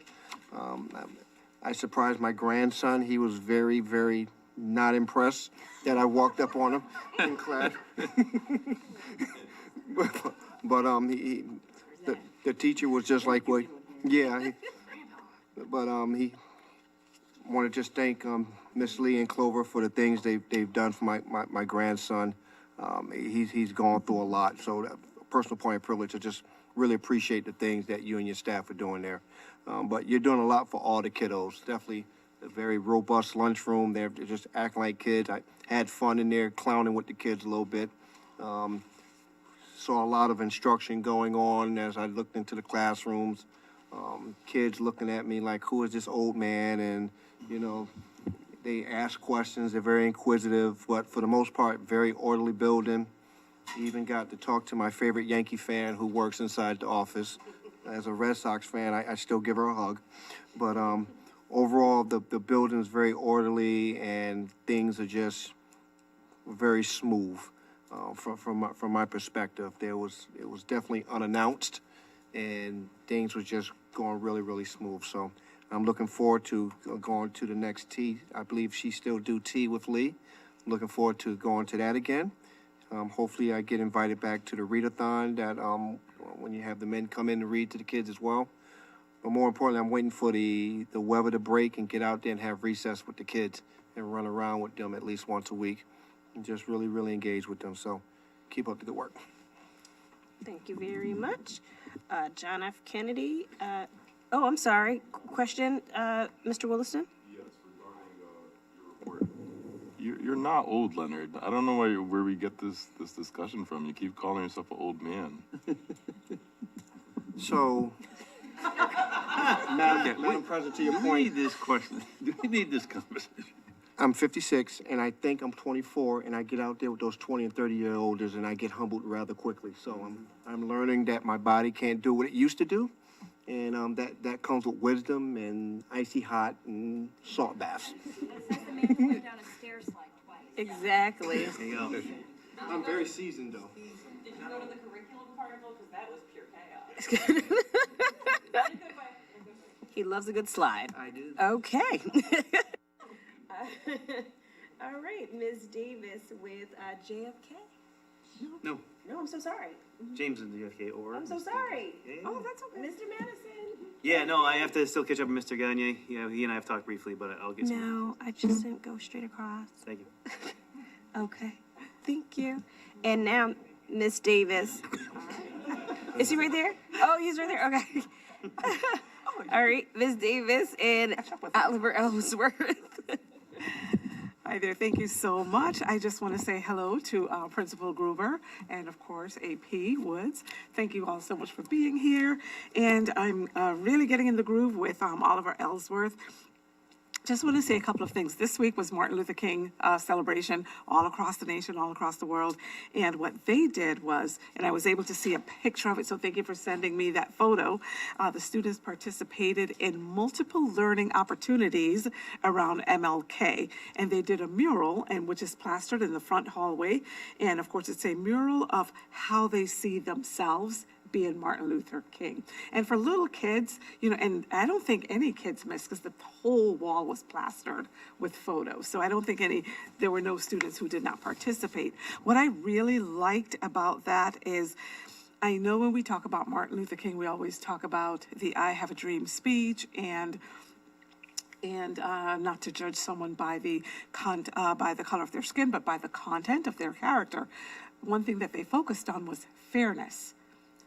And I like that because fairness doesn't always mean equal, right? So I thought that was really good to hone in on, and it was different. It was a different perspective, you know, for them. So thank you for doing that and, you know, imparting that knowledge on the students. What they also did was they filmed students exhibiting for the 4C behaviors as part of their ongoing project. And they, let's see, they will be showing that at monthly assemblies, and they'll be sending it home, right? So parents can get to see that. And for example, this particular month in January, they talked about filming students exhibiting courage, being courageous. So next month, they'll be doing filming students, what does it mean to be committed?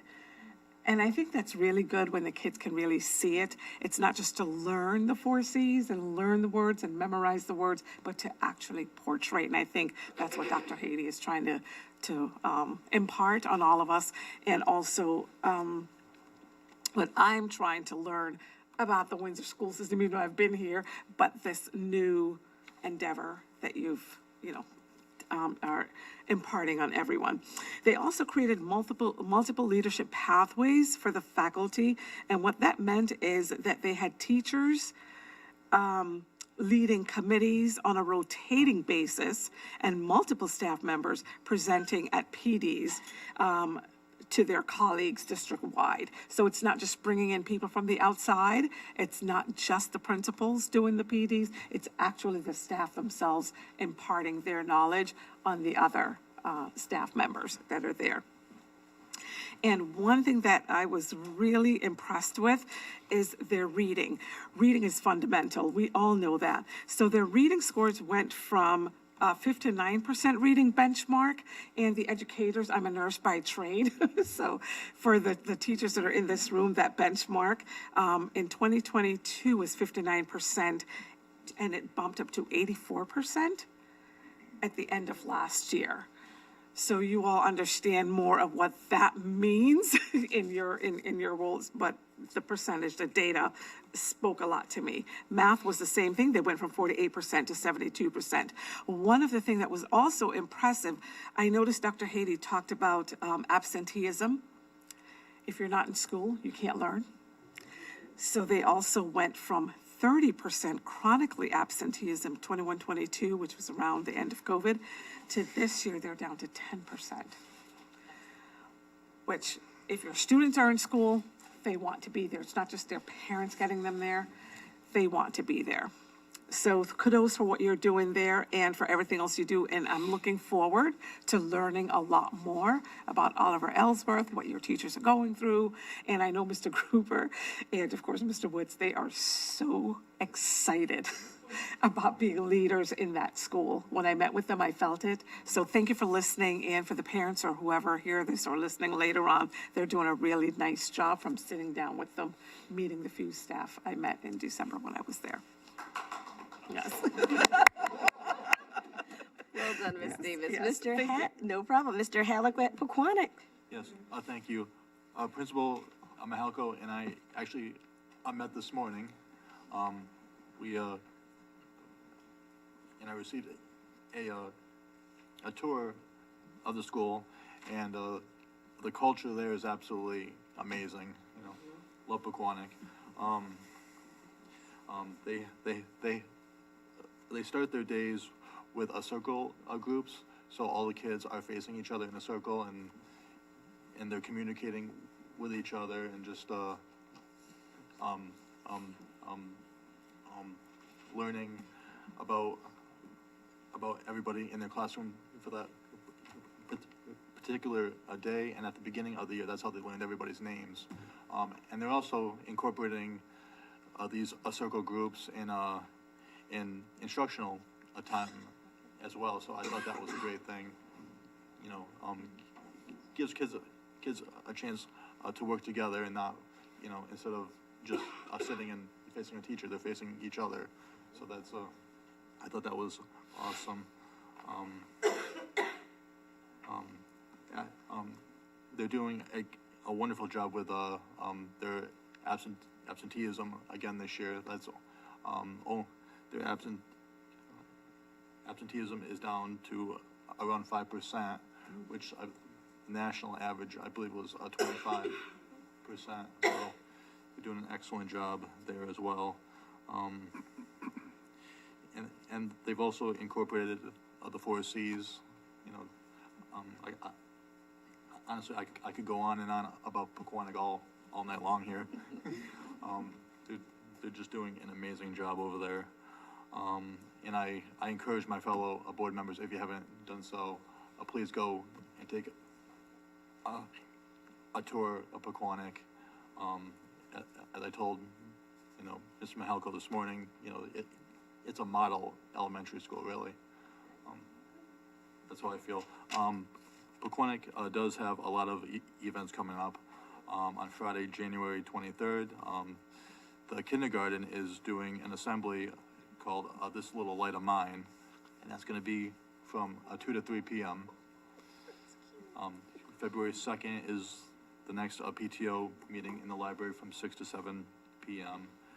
Tentatively, February 2nd is also the 100th day of school. They're asking pre-K students to wear their 100th day sunglasses, the kindergarteners to wear their 100 t-shirts, and the first and second grade to dress like a 100-year-old. So That would be you, Leonard. Just like Leonard.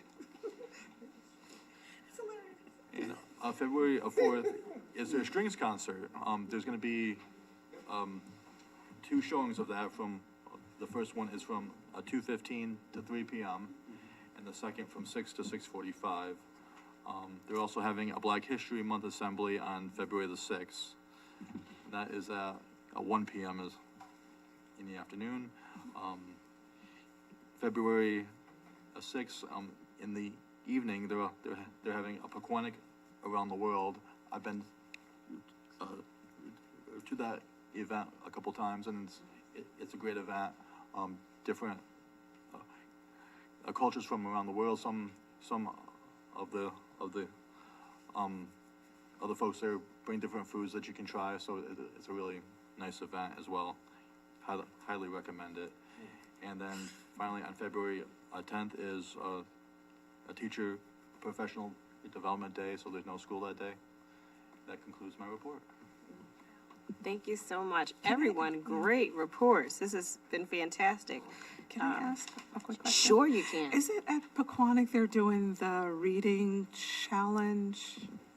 Is it the NFL? The Read Bowl, yeah. Is that the only school that's doing that? Are you guys?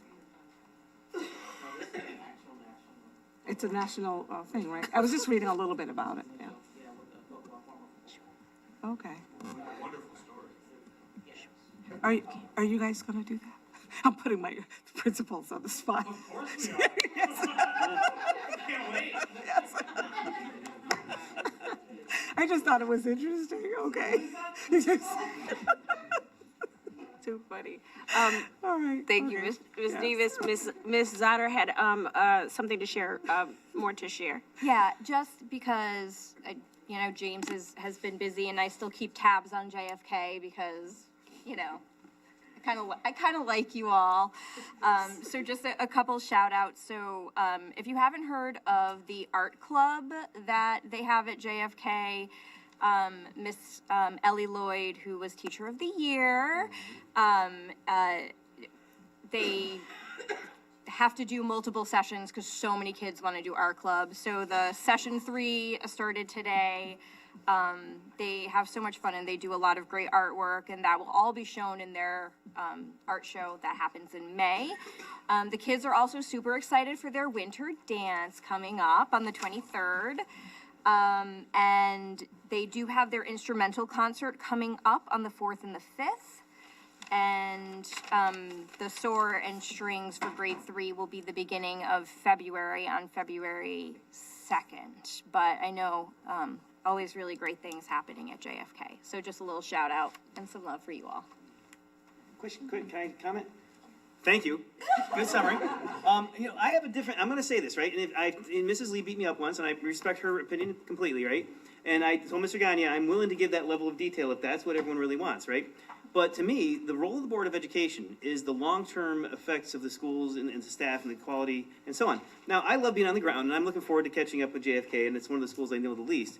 But I'm going to be looking for longer-term things. So one of the things I want to know is from, like, the principals, Mr. Gagne, since I'm assigned to that school, what are the things getting in your way? What are the long-term obstacles, the things that require 2, 3, 5 years of planning, or even 6 months or a year? It doesn't have to be that long. And I will say, if you want me to give a blow-by-blow, I will absolutely do that. If you want to do it for me, I'll thank you, and I'll buy you lunch or whatever, right? But, and I see the value of that, but it's just, I'm just thinking, struggling in my own mind about what is the role of it, right? And if I need to match my peers, I will. But my question is, where are we going long-term, and what barriers in the way? If you're the executive board, your job is to go into the leaders who have to fight the fight every day and say, what's standing in your way and how can I help you? So if being a cheerleader is it, I apologize for not being prepared, Mr. Gagne, and I will try to keep up with Tracy, but that's my thought. What's yours, please? I just have a clarifying question there. Sure. Because my understanding is that that's Dr. Hady's job. Like for us to go in and kind of understand the culture and see the things, but as far as understanding what their roadblocks are, she's our CEO. Her role is to be having those conversations on an ongoing basis and then communicating that with us, which she does if she has that. I think from my perspective as a liaison, right, I think our job is to talk to the board and talk to the families that are out there listening and watching and talk about the impact that our school system is having on the students and the amazing work that the schools are doing that maybe people don't get to see every day, right? So, in that, we might just have a difference of opinion there, but I would caution us as the board for overstepping the line that is what Dr. Hady's role is versus ours. Thank you both for the conversation on it. I appreciate it. Very good. And with that, Dr. Hady with her acting superintendent's report. Do you mind, or is it even possible to allow our students to go first? Because I hate to keep them, I do have a Lindsay report as well, so I hate to keep them any longer. Can we move 11A up? Is that possible, or? Sure. You mean Move 11A up on? Before I do my report? Is that okay? Oh, absolutely. Everything under that is you. Okay. You can do it in whatever order. All right, great. So I will call Ms. Kurhan and Ms. Chudzik and our students. They have been sitting here since 6:30, so.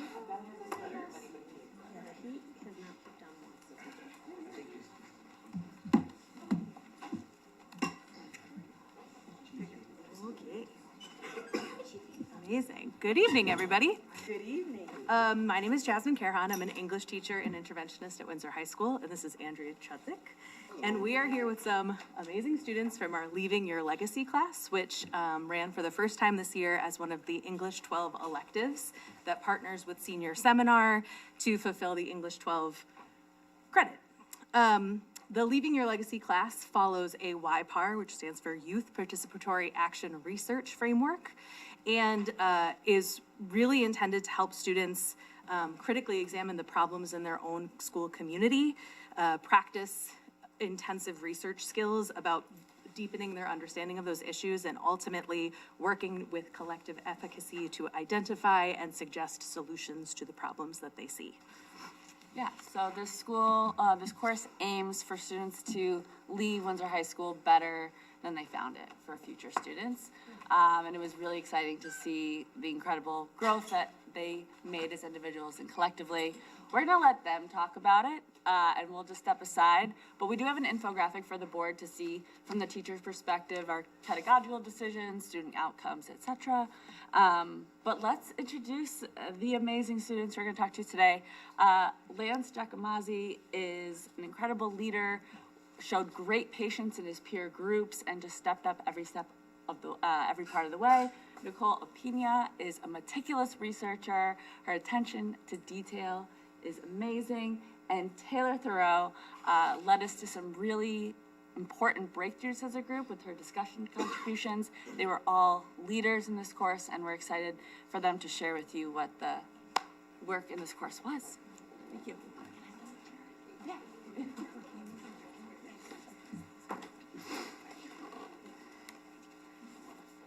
My name's Lance. So in order to create change in our school, it was important that we first built community and leadership skills. This meant we set boundaries for how we treat each other, our students, practice effective communication and problem solving, and set goals for how we would come up with a project that students could benefit from. We had debates and practiced public speaking and conducting academic research, something that will be really important for us in our future. Once we started building relationships and reading our research articles, we did a class activity where we had to identify issues in our school. We worked to find the root causes in an activity called a problem tree. And this is where it clicked for me. I opened my eyes to see there's many issues that go unnoticed that I didn't see before, like peer conflicts and a lack of interpersonal connection. We started to think about how there aren't enough opportunities for students to feel comfortable speaking to people they didn't already know. This leads to more conflict among students because they don't know how to talk it out. This kicked off our research process. My name's Nicole, and throughout this class, the research process was the most interesting part of this project for me, especially conducting interviews where we learned about different research methods like observation, surveys, focus groups, and photo analysis. Interviews stood out to me because I got to hear people's raw and honest experiences, and interviews made the research feel real and meaningful. I did a total of 6 interviews from both teachers and students, and 2 interviews stood out to me most because, one from a teacher and one from a student. And my major takeaways from both interviews was, in our school, we lack a community and we need mentoring within our school. And overall, this project taught me how important it is to listen to staff and student voices, and it made me wonder how a school can better support everyone. Major takeaways from our data include how there's a huge disconnect between our student staff within our school and how we don't have enough team building opportunities within our school, and students indicated that they did not feel most teachers were effective when responding to conflicts in school. Okay, my name is Taylor, and based on our research, we've come to the conclusion that a group at Windsor High School needs a peer support space that offers mediation and mentoring for students who are mainly seeking guidance and help resolving a conflict. Our plan is to interview upcoming seniors, mainly who want to focus on leadership skills and who are dedicated in helping with students' mental health. This space will allow students to talk about any issues they may be having with peers, but not only that, it's kind of opening up a horizon of student-to-student conversations, giving them the opportunity to just maybe make friends or just learn how to speak to other students.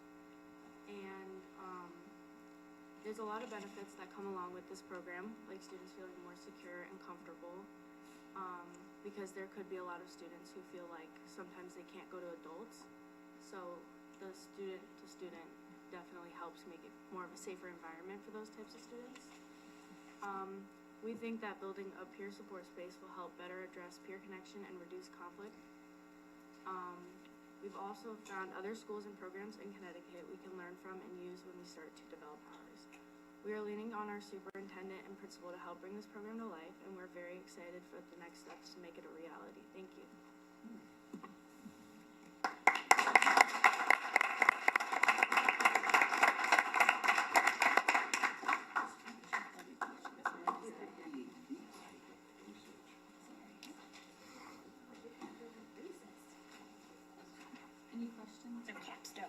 Come on, Capstone.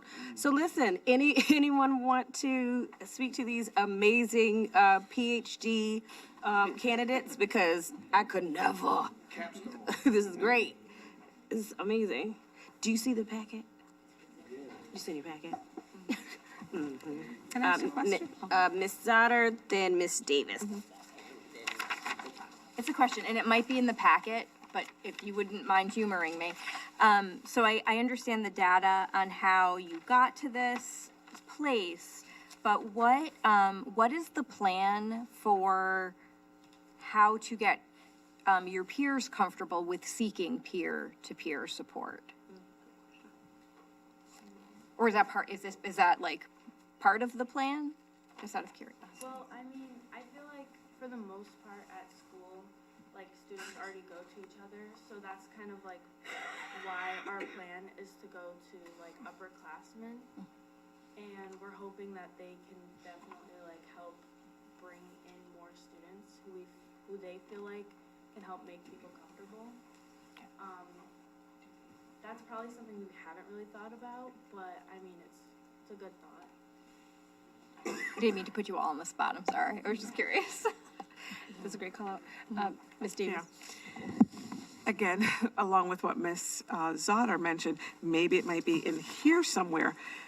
I know there is a lot of not talk, but evidence, the impact of social media on your lives.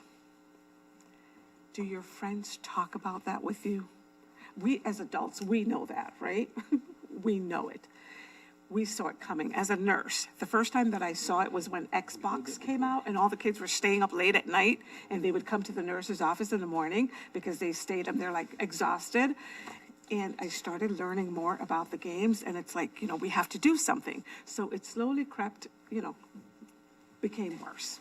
So here we are, decades later. Do your friends talk about that, the impact of that with you all? Are they honest about that? Because to some extent, there is the focus on the social media, so it's internal, so there's no external, connection. So some of that is lost, so when you have to make that connection, it gets a little bit difficult. Do you all talk about that at all? Just curious, it's just curious. Yes, we do talk about it, because from my experience coming to this school, I would say it's something that it's a big thing within school that students are to their phones most of the time. So you don't get to talk to people, I mean, from my experience, honestly, but I feel like if you just step out of your comfort zone and just talk to people, but honestly, yeah, when people are on their phones, most of the time, so you don't really get to talk to anybody. So it's up to you to just, okay, I need to go make friends. If you won't do it, no one's gonna talk to you, honestly. But yeah, I do feel like when people are on their phones all the time, and it makes it hard for people to be friends, honestly, because it's I'm glued to my phone. It's I can't do anything. I'm not gonna talk to her. I'm not gonna talk to him if I'm on my phone, So when we get the opportunity to put our phones in the caddy, in class, then you get to talk to people. Like my class, we did group projects a lot. So I was okay, this is great, because then I get to know her and then I get to know him. If we didn't do all of that, then I would just be on my phone, honestly. I'm done with my work. Okay, close, and then where's my phone? Okay, so I need time to just be on my phone. But with the whole caddy thing, I think it's great because I get to talk to my friends and I get to know more people and I get to just, connect with people. So I feel with phones, it is a big thing in school. And honestly, I do talk to my friends and I do talk to them. Yeah, human relation is hard.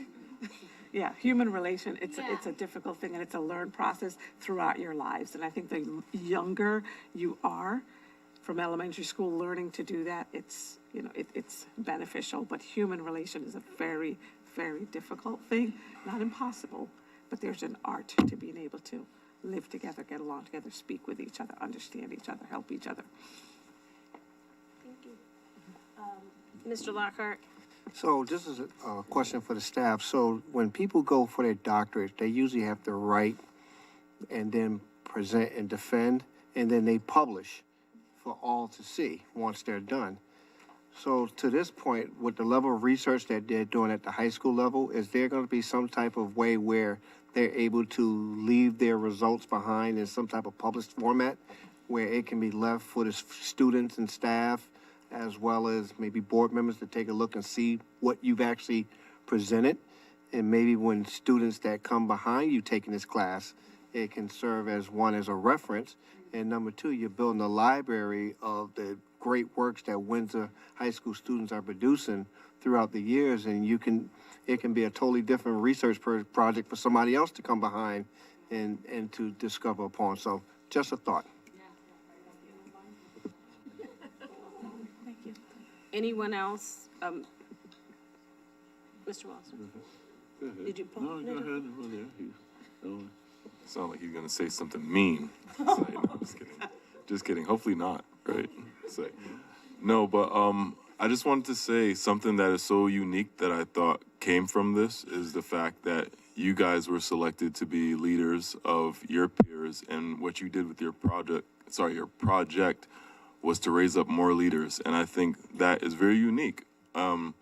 What we need in school is more opportunities for young adults to display leadership skills, and through this what I would call like a peer leadership kind of program, you guys are really giving your peers that opportunity to do so, and that those skill building things and having opportunities to do that does translate further out in life. So I think it's pretty unique that you guys are able to do that. A word was used earlier today, a few minutes ago, called liaison, and you're really giving students an opportunity to be a liaison to the other administrators in the building, as well as teachers and other trusted adults, because sometimes it is more easy for someone to confide in that sort of liaison kind of role as far as a half step, as opposed to going straight up to an administrator or going straight up to a teacher or something. So I think you guys did something pretty cool. No problem. Mr. Panos? So this was as I understand, a group project for the entire class. So is that right? So how many total in the class? 20 students. 20, okay. And the topic, how was the topic chosen? I guess we kind of researched different things. Excuse me? We went into groups and we researched different things, and we kind of noticed that the trend that we were seeing kind of all resulted in the same topic. So we just kind of put it all together as one. So is this YPAR, Youth Participatory Action Research, is that a trademark name of any kind? It's a methodology, so it's a form of research that takes place all around the world, and it's designed for people who experience a community to have a direct impact on shaping it.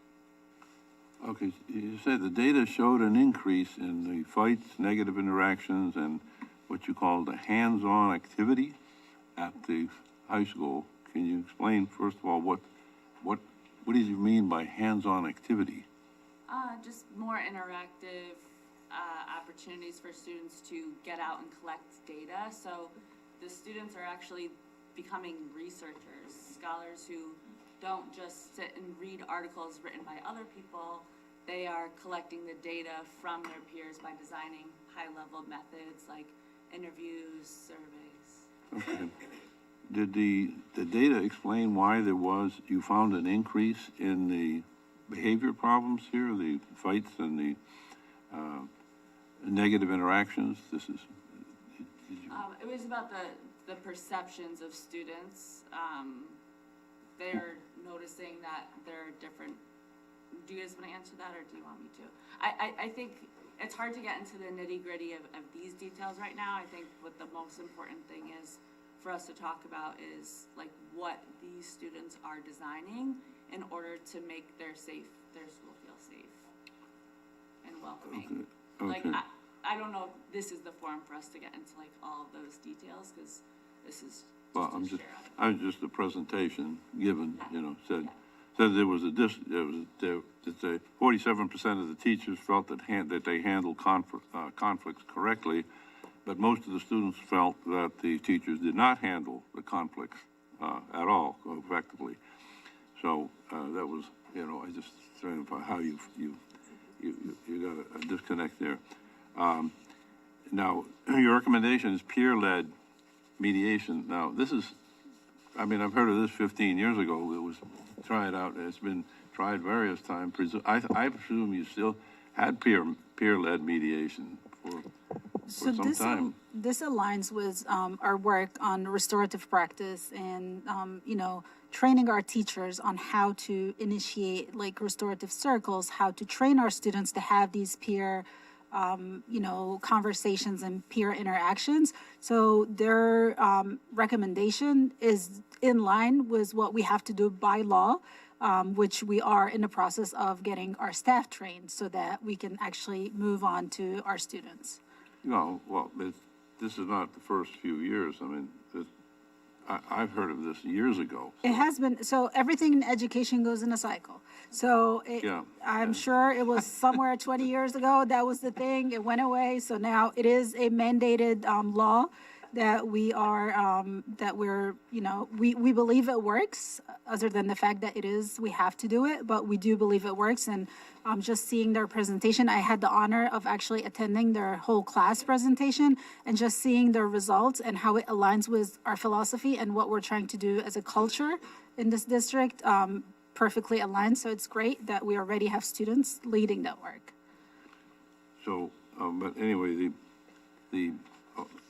towards the end there, it sounded like quite a bit of psychological problems that you deal with.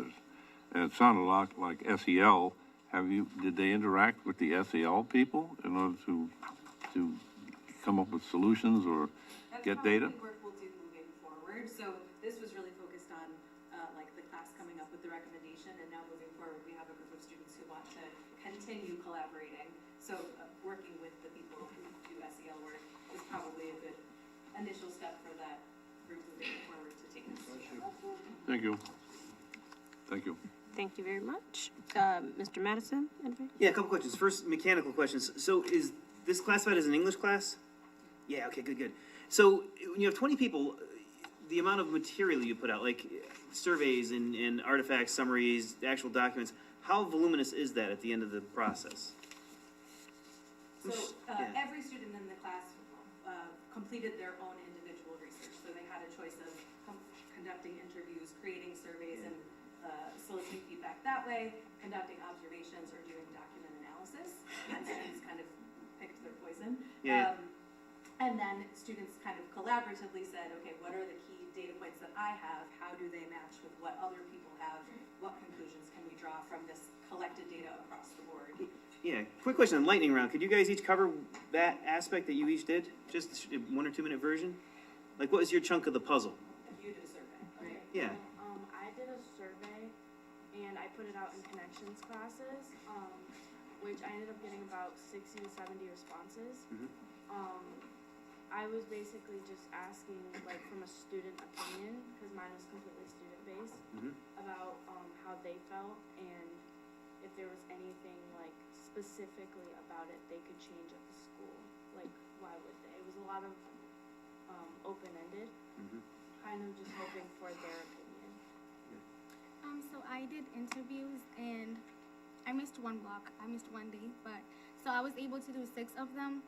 And I did, I think, 2 teachers and 4 students from each grade. And I just sat with them and I had them talk to me about how they feel about this school. Do they feel like, there's a disconnect within the school? Because that was my topic, how we're going to fix the disconnect within the school. Because we feel like there's a disconnect between students and students. So I had them talk to me about that. And then I asked them, this was like one of my favorite questions that I had, if they would do like a policy, or like if they would implement like just any change from my school, what would they do? And just hearing what they had to say. And then I also did the 2 teachers that I did one teacher that was my favorite one that I had to do, because he just, like, hearing him as a student who's shy, and hearing him, he was like a student who was also shy, and just him telling me that, oh yes, I do feel like in this school we need mentors in the school. So yeah, so I had to do interviews, and then just overall the whole thing that I got was we need mentoring in the school, and there is a disconnect within the school, and so the space that we want to have is how we're gonna do, like, we're gonna fix the disconnect and how we can respond to conflict better within the school.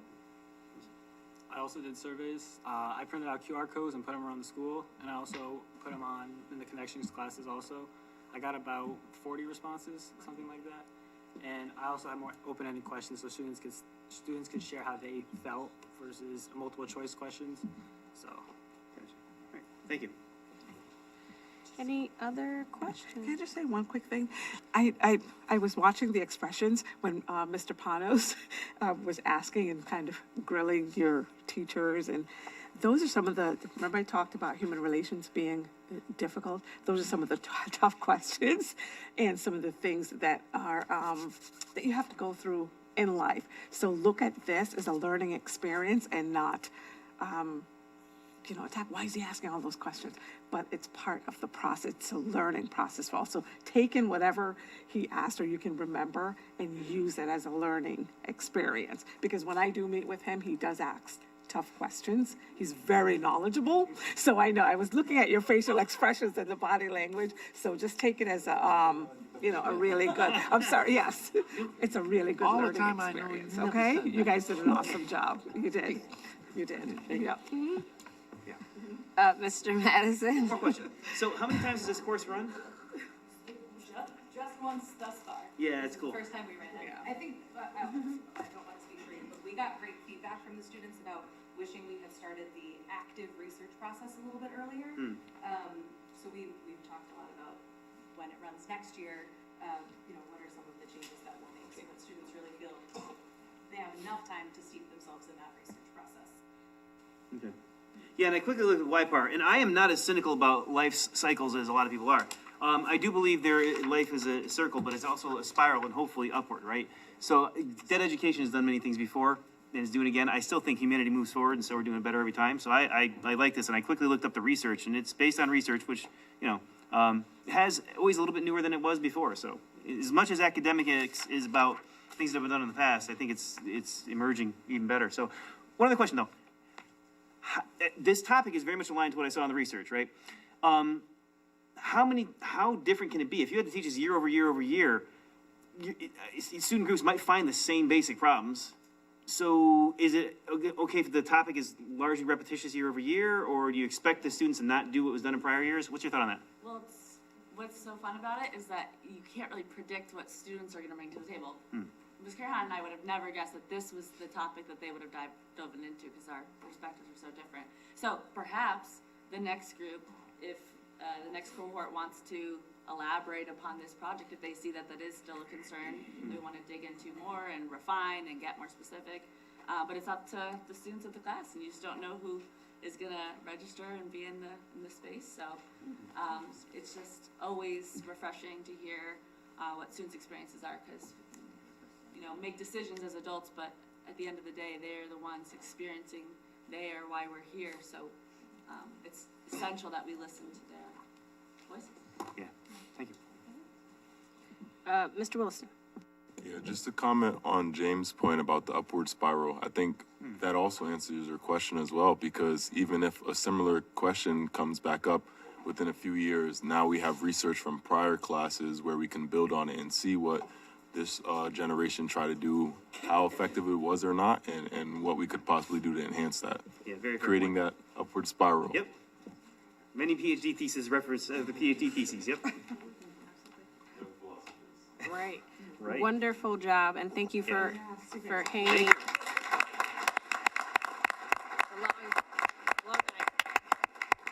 Thank you. Hey, Ms. Cheswick. Back to you, Dr. Heath. All right, so I'm gonna try to keep this brief. So upon returning from the winter break, Windsor High School implemented a focused instructional and cultural reset to maximize learning time and create a calmer, more structured school day. So a lot of students have been finding me in the hallways at Windsor High School, talking to me about the decrease in the passing time. So we have taken the passing time, not passing time, sorry, the pass time. So when students ask to go to the bathroom, they get a pass. The time limit on the pass used to be 7 minutes. Upon returning from winter break, we brought it down to 5 minutes as a way to preserve instructional time and to make sure that students are not just walking around in the hallway because I thought that if you really need to use the bathroom, you can use the bathroom in 5 minutes and get back to class. So a lot of students have been finding me, voicing their concerns. So, you know, I've been having ongoing conversation with students, which I still think 5 minutes is more than enough. So we did that reset as part of our district-wide effort to strengthen academic and culture across all buildings.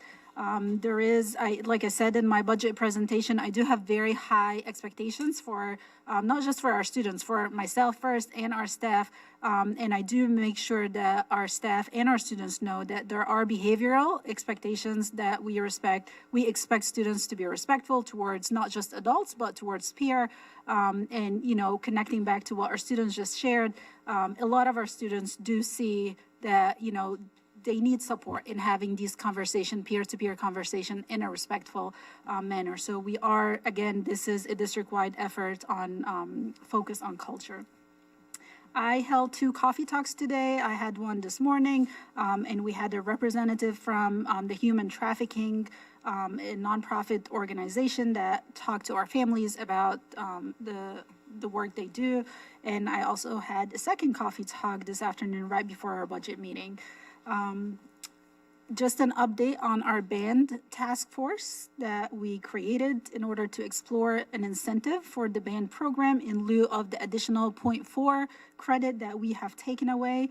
And I'm happy to share that we, as a task force, we have come up to an agreement that we will be bringing a revision to the program of study for the board approval at our next meeting that will include the addition of a 0.5 marching band course that will be offered after school hours that students who are participating in the band can sign up for. It will be a pass-fail course, so it will not have a direct impact on students' GPA. So we will be bringing that in the February meeting for board approval. I also want to do want to give an update on the AI task force that was created last year to explore AI. So following a successful foundational year, which was last year, we established an ethical AI policy and building-wide staff capacity. Windsor Public Schools is now moving from policy to practice. We are about to launch the responsible implementation of student-facing AI through Magic School. So Magic School is a platform that will be student-facing. It is a platform that is compliant with the Connecticut student data privacy laws. So this environment ensures that student information will remain secure while providing age-appropriate AI tools. Such as personalized research assistants, critical thinking partners, which are 2 big things that AI now is being leveraged for, to use with our students. Throughout December and January, we had a group of teachers who are our pilot teachers who have been testing the platform to ensure the safe and controlled access for student learning. These early adopters are going to become our district-wide trainers, and they will be providing district-wide PD on the AI platform during our February 10th PD that is coming up next month. And that will prepare all our staff to start rolling out the student-facing AI. At that time, once we are ready to roll it out, we will be communicating and providing formal guidance for both our students, our staff, and their families on how we expect the platform to be used to ensure academic integrity. I just want to remind everyone that February 10th, we will be closed. There will be no school for students, as that will be our professional development day with all our district staff. President Day break is on Monday the 16th, February 16th and February 17th. However, offices are only closed on the 16th. My next coffee talk is on February 18th, and this time around, we're actually going to host it at Mary's Place, which is a grieving center that supports students and families of that have lost dear individuals to them. This is part of us reaching out in the community and helping our families seize the different resources that we have here within our Windsor community. Mayor's Place is at 6 Pequannock Avenue. It will be at 5 p.m. on February 18th. And lastly, our adult education supervisor, Ms. Mayela Aguirre Ernest, has been recognized by the Connecticut Association for Adult and Continuing Education as the Leader of the Year for her dedication and commitment to our students and staff. This award is a statewide award, and it is a reflection of her leadership, her advocacy, and the culture that she has built here as far as adult education within Windsor Public Schools. And that concludes my report. Do you have minor questions? Okay. Okay, Mr. Madison and Mr. Lockhart. Small request, don't, just, when the AI stuff flows through, I'd be curious to, at some point, have a presentation on how it changes the academics on the ground. So, like, my son who's in high school brought up something about the hydroponics class, where one of the things they're talking about is using AI, but in a way that is beyond the risk of AI, which is, if you try to do something that AI can do, it's really easy to cheat, and because the world is changing. But to me, that moves humanity way forward. So the question of, like, can you use AI with the hydroponics? You still need to know how the plants work and all that stuff, but you use the AI to augment that as opposed to substitute it. But it's going to require, in my mind, over the next 10, 20, 30 years, whatever, really changing how academics works, because everything that used to take a whole lot of labor can be done instantly with AI. And I do it all the time at work, and that's fine. Now everyone just expects you to produce more at work, right? The bar just gets raised, as humanity does throughout centuries, right? So I'd just be curious to know, like, if there's, like, down to the A-B level, like, what does a real homework assignment look like before and with AI? Not at the macro level of, hey, we have a team. I get that. I'm confident we're in the right direction. But just at a really micro level, like, wow, here's a really A-B example of 3 or 4 different assignments, what it used to look like without AI and what it looks like with AI. Just something on the ground at that precise level. Yes, and part of the training is to train our staff on developing assessments and questions, homework, classwork that is that requires that students cannot just use AI to answer. It requires students to use their critical thinking skills. So, for example, you ask a student to write an essay, right? You can easily go to AI and write an essay. Right. However, when you change your assignment to write this essay using AI and then analyze it and tell me why or why not, using that rubric, analyze this essay. So now we force kids to not just write the essay because, you know, we're working adults, right? And if you're asked to write a report, I'm sure in your company you do use AI, right, to support you. But if we are able to build students' critical thinking skills where they're able to analyze the output of AI and kind of go the other way around it, that is the goal. That's the ultimate goal. But it does take a lot of training to get our staff to go from our regular, here is a problem in math, solve it, to no, use AI to solve it, and then go through the steps and tell me how could you solve it differently, or what are the inefficiencies in the way AI chose to solve that problem. That's cool. I agree, philosophically. Just a couple concrete examples would be valuable for me. Yes, please. I can give you an example. Because my daughter is in a class where I think that she might be utilizing. She might be in one of the pilot classes. Because there was an extra credit on her homework. So this is social studies. And they had to do a almost like a diary entry, right, based on what they're learning in their social studies class. And then for the extra credit, it was use this AI engine, take what you wrote, put it in and ask AI to create a audio or a visual file based on what you wrote.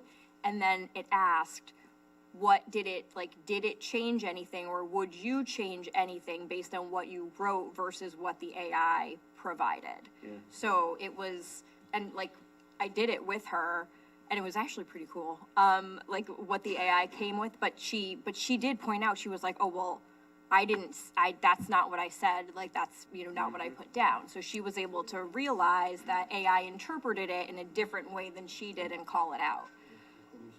Yeah, an AI hallucination. So it was really, Yeah, that's awesome. how they did it was really awesome, so. That's cool, thank you. Awesome, thank you. Mr. Lockhart? Thank you. So what I heard was, we're addressing the policy piece, which is the HR component for, staff, and setting policy for student use. I also heard tying it to the curriculum as well. What I didn't hear was the IT piece, where I believe that the policy, IT, and curriculum all have to be interwoven together as you go down this path. And I believe the IT piece is one of the most critical pieces, because that is the entity that's going to advise you of what platforms do we use, what companies do we use, how do we prevent, for example, through training and with students and staff, prevention of deep fakes, prevention of putting student data into these applications. Because once you submit that, now it's no longer your data, it belongs to AI itself. And so you don't have to answer that now, but I would love to understand what IT's role is helping us select these platforms, these apps and stuff like that in order to engage. So I can actually answer your question, because this is our year 2 of the task force. Year 1 last year was all about our IT staff looking into, and that's why when I started, the platform that we've chosen, which is Magic School, that was the platform we chose based on the recommendation of the task force that has a lot of our IT staff on it. It is compliant with the Connecticut privacy laws to make sure that our student information is protected. May I have a follow-up question? Sure. So with that being said, and thank you for that, we use the Google platform, correct? Yes. Are we using any part of Gemini? No, so Gemini, currently teachers have access to it, but it is locked from students. We have not released it out to students yet.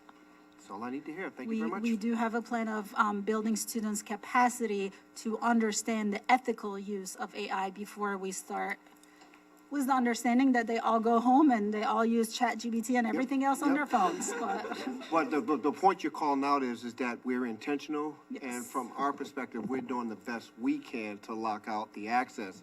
Now, can kids get to it? Yeah, they can, but they'll have to go through a different method of doing it. Thank you. Can I ask one more question? Sure. I'll try to be brief. I'm watching the clock. But do we talk about using it for teacher productivity? We always talk about the students, which we should. Oh, we do.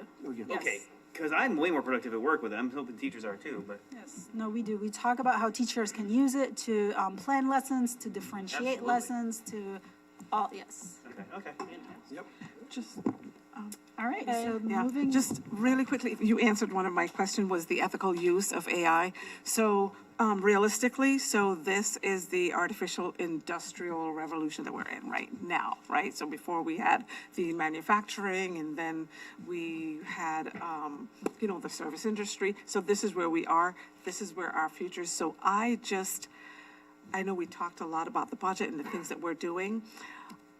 I see Windsor Public Schools having to move rapidly to get caught up, because that's pretty much the industrial revolution not industrial, but the revolution that we're in now is the artificial intelligence revolution that we're in right now. That is the age that we're in. So I just see us moving forward faster. It's here, there's no going back, right? And imagine there'll be things coming to the board for approval on how we, intertwine this into how we use this in academics. And right? the board will definitely start seeing more tasks in our curriculum committee that are AI aligned or calls for the AI use, now that we have it as a platform that we're paying for it here in Windsor Public Schools. Yes, yeah. Thank you. No problem, thank you. And so on to the next item, Dr. Haiti. All right, so each year, the calendar for the next school year is brought to the board for approval. Input is sought from the Windsor Education Association, so our teachers union have looked at it, our administrators union have looked at it, as well as our cabinet members. So we have it tonight in front of you, seeking approval for a first reading for 26-27 calendar. So is there a motion? Move the board accept the proposed 2026-2027 school calendar as a first reading. Second the motion? Motion on the floor by Mr. Lockhart, seconded by Mr. Panos. Any discussion on the 2026-2027 school calendar as a first reading? No. Okay. All right, then all those in favor say aye. Aye. Opposition? The ayes have it. Motion carries 9-0-0. Back to you, Dr. Haiti. And I will recognize Ms. Batchelder for our indoor air quality reports. Thank you. So I'm sure you all remember and know this is now state law. There's a few different layers to this, but we are always usually ahead of the game. So we actually have already completed our 5-year HVAC inspection that was originally due this year, and then the state, because districts complained, they pushed it off till 2027, but we had already done it. So that is completed, as well as a new procedure by the state for each school to have these 6 checklists. We have to conduct the required inspection and evaluation using the following EAP checklist. So what you have attached is the template of the checklist, because we had to do this for every school times 6 for everything. So everything is posted on our website. And by law, we now have to inform the board and post it to their website and post it to each school's website. So it's kind of a double. So if anyone wants to look, they can. It's just a new state law. You'll see this every year come through. Any questions? Mr. Lockhart, then Mr. Panos? Fiscal impact. I'm part of the indoor air group, and we've been fighting this from a state perspective that this gets quite expensive. And it's, again, something, just another unfunded mandate that is pressed upon to the school districts. I understand exactly why we need that to monitor indoor air quality, but it gets to be quite expensive. And is there a price tag that was done over the last fiscal year of conducting that last test? Oh, yes. We paid up around $200,000 for the entire district. That was something we discussed Yes. during budget, yeah. Yep, and just for clarity, what do you anticipate the annual cost of us inspecting our buildings on an annual basis? The new checklist? Yes. So that is, that's being able to be done internally, which is a good thing. So it's the cost that we're already paying for our staff. However, they're doing that instead of something else for a lot of time. But the way the state has done the timeline for these every 5 years, we can now start to just do one school at a time, so it won't be such a heavy lift. But it's roughly $50,000 to $75,000, every inspection for each building on average. Okay, Madam President, I purposely asked that question like that just to frame the budget portion of it. That this is something that comes out of our major maintenance fund, and this is something that's funded by state law. We do not own the buildings, the town owns the buildings, and I would love to see some type of way that we can work with the town council through the Public Building Commission to find ways that if the town could absorb those costs to maintain the buildings, and if not, we have to be very transparent to the public. This is something that's not optional. We have to do, and it's just $50,000 to $70,000. That's a teacher that we could be doing something else with. So I just want to make that call out as we go through the budget process. Mr. Panos? No, it looks pretty thorough. Actually, looks like something that we ought to be doing. Yeah. So, it is a proper maintenance cost. Yep. So that's just so it looks, like I say, pretty good here. But, as for unfunded, sometimes it's even though it's an unfunded mandate, this looks like the kind of inspection that we should be doing anyways, responsible. Thank you. Anyone else? This was for informational purposes. There is not a motion on this. This is just informing the board. Anyone else?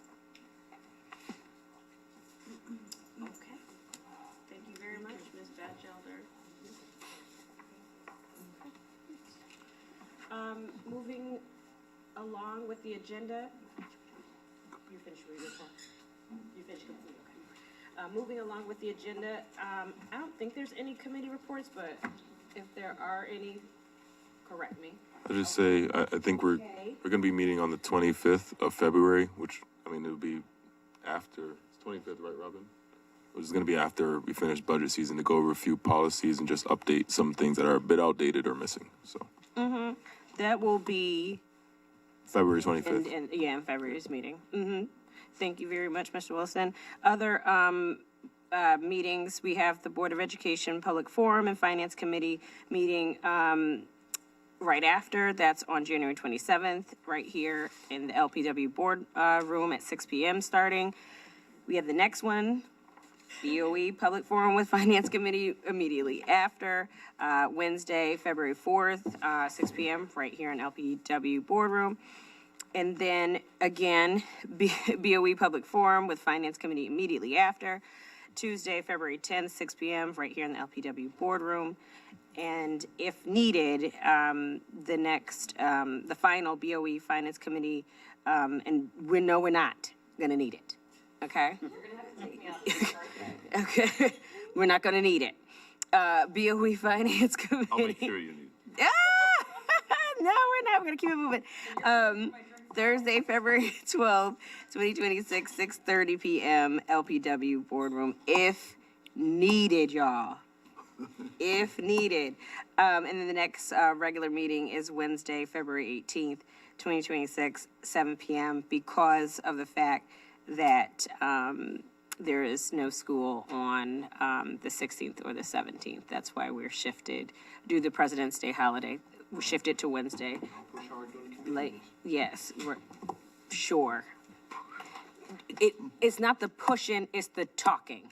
Love you all. Come prepared with your questions prior to the meeting. You know what? I'm sorry. Damn. You're the chair of the budget committee. What did we decide last time? Just if you come prepared, then Well- Dr. Haiti and her team can be prepared. Yes, last year we did it, we didn't parrot the book. We have three new board members that are going through the budget process for the first time. So I will slow down a bit, just so that everyone can get their baby giraffe legs up underneath them and move forward. But, it's gonna be a productive process. No, you got this tonight, okay? Don't come with a question the day of. If you have questions, what is the process, Mr. Chairman? You email myself and Dr. Haiti and copy Sally Brown. And copy President Taylor. Please and thank you. Thank you, so I'm aware. Okay. Thank you very much. Yes, please do that. Don't come to the meeting with questions and put our faculty and staff on the spot. If you're getting the book tonight, we do not meet again until the 27th. What's today? We meet next week. We meet next week. So that means during this winter storm, you got some nice, cute reading. Make you a hot toddy and get you up in this book.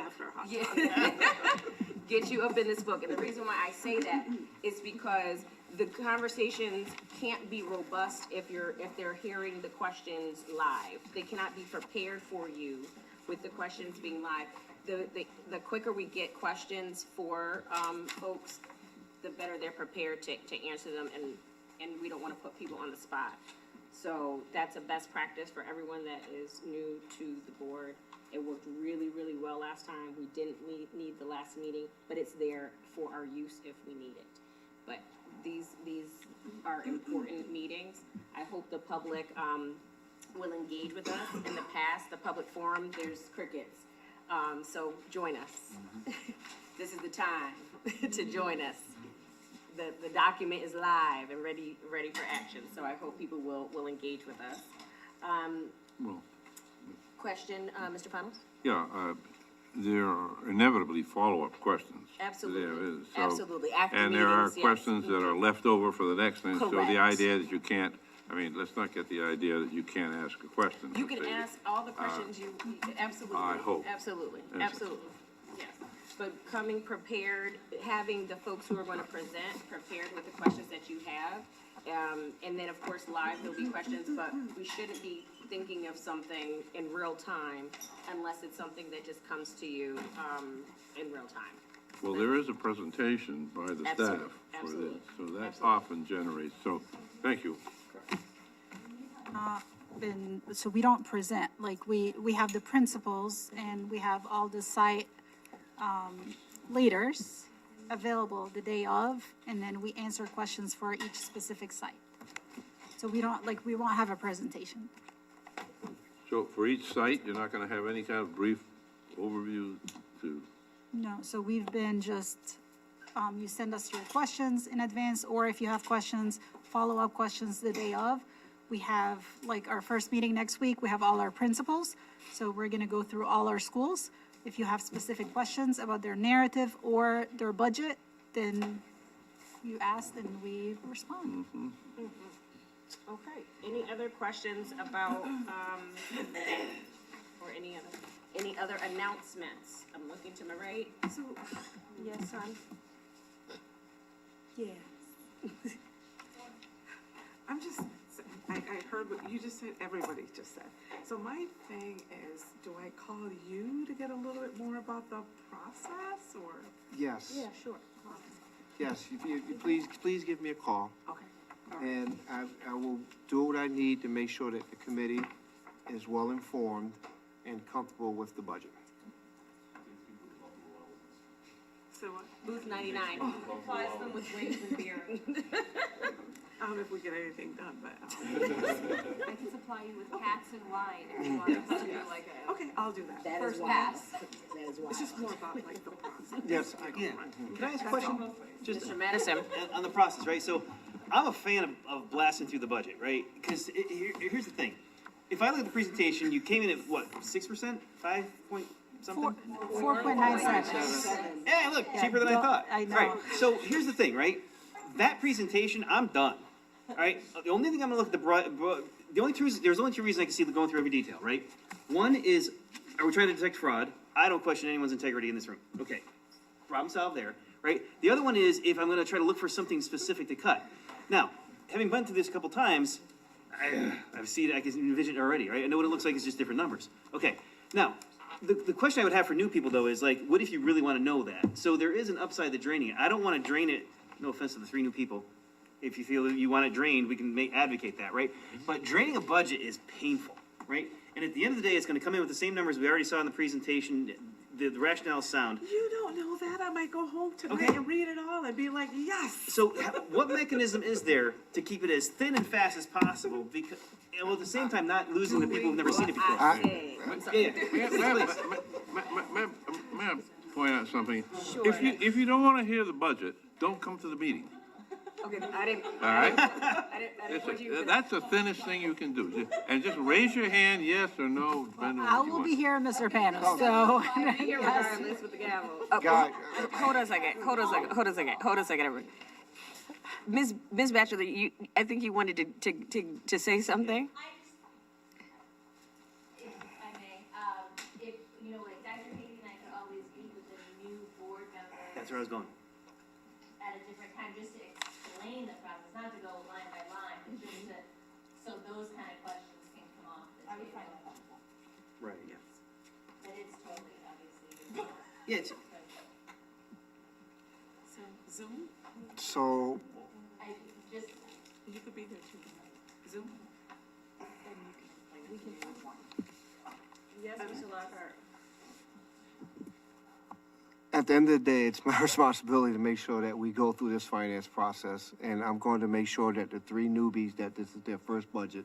I will make sure that you are supported, to make sure that you are not losing pace during the process. Yes, do we want to read line by line and be parroted to? I don't think this board has a desire to do that. However, if that's what any board member needs to be able to articulate this budget and to be able to go out and defend it and have it voted for, that's what we need to do. That's what you can do as board chair, as budget, finance chair. You could definitely do that. I think that, I think that to do that in public is really watching paint dry, and it would not be helpful for the people who are seated for hours and hours on end while we do walk through line by line. Am I wrong that this is live and online? Yes, it will be posted on the website by tomorrow morning as soon as our staff comes in. Fantastic. Again, I ask the public to engage, look at it, see what we were just presented, along with the full binder of items, to get yourself, ready to go if you have public questions, because it's not just for the board, it's for the public, for the forums as well. Thank you, Ms. Davis. Leonard, Mr. Lockhart, were you finished with your statement? I believe I was, yes. So, I will share my cell phone number with you, and then I will work directly with you to provide you the support, any board member support they need. Okay, thank you, appreciate it. Thank you. Okay, so, as I asked before, any announcements? Any announcements? Wonderful. Okie dokie. Ms. Daly, is there anyone online or? There are attendees online. There are no hands raised for audience to visitors. There are no Q&As that are new, and there's nothing in the chat at this time. Okay, anyone in the audience that wish to speak for audience to visitors? All right, with the unanimous consent, let's close audience to visitors. All right, thank you very much. Do I have a motion? Thank you, Mr. Wilson. Do I have a second? Second. Okay, motion on the floor to adjourn. All those in favor say aye. Aye. Opposed? We are adjourned at 9:44. Yeah. Blowing. Is it snowing? It is snowing.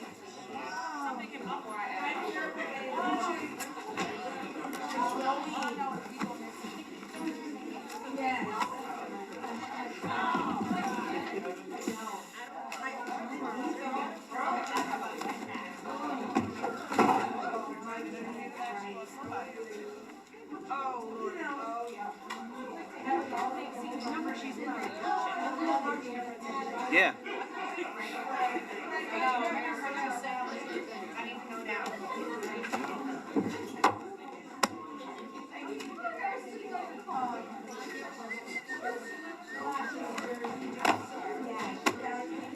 Oh, man.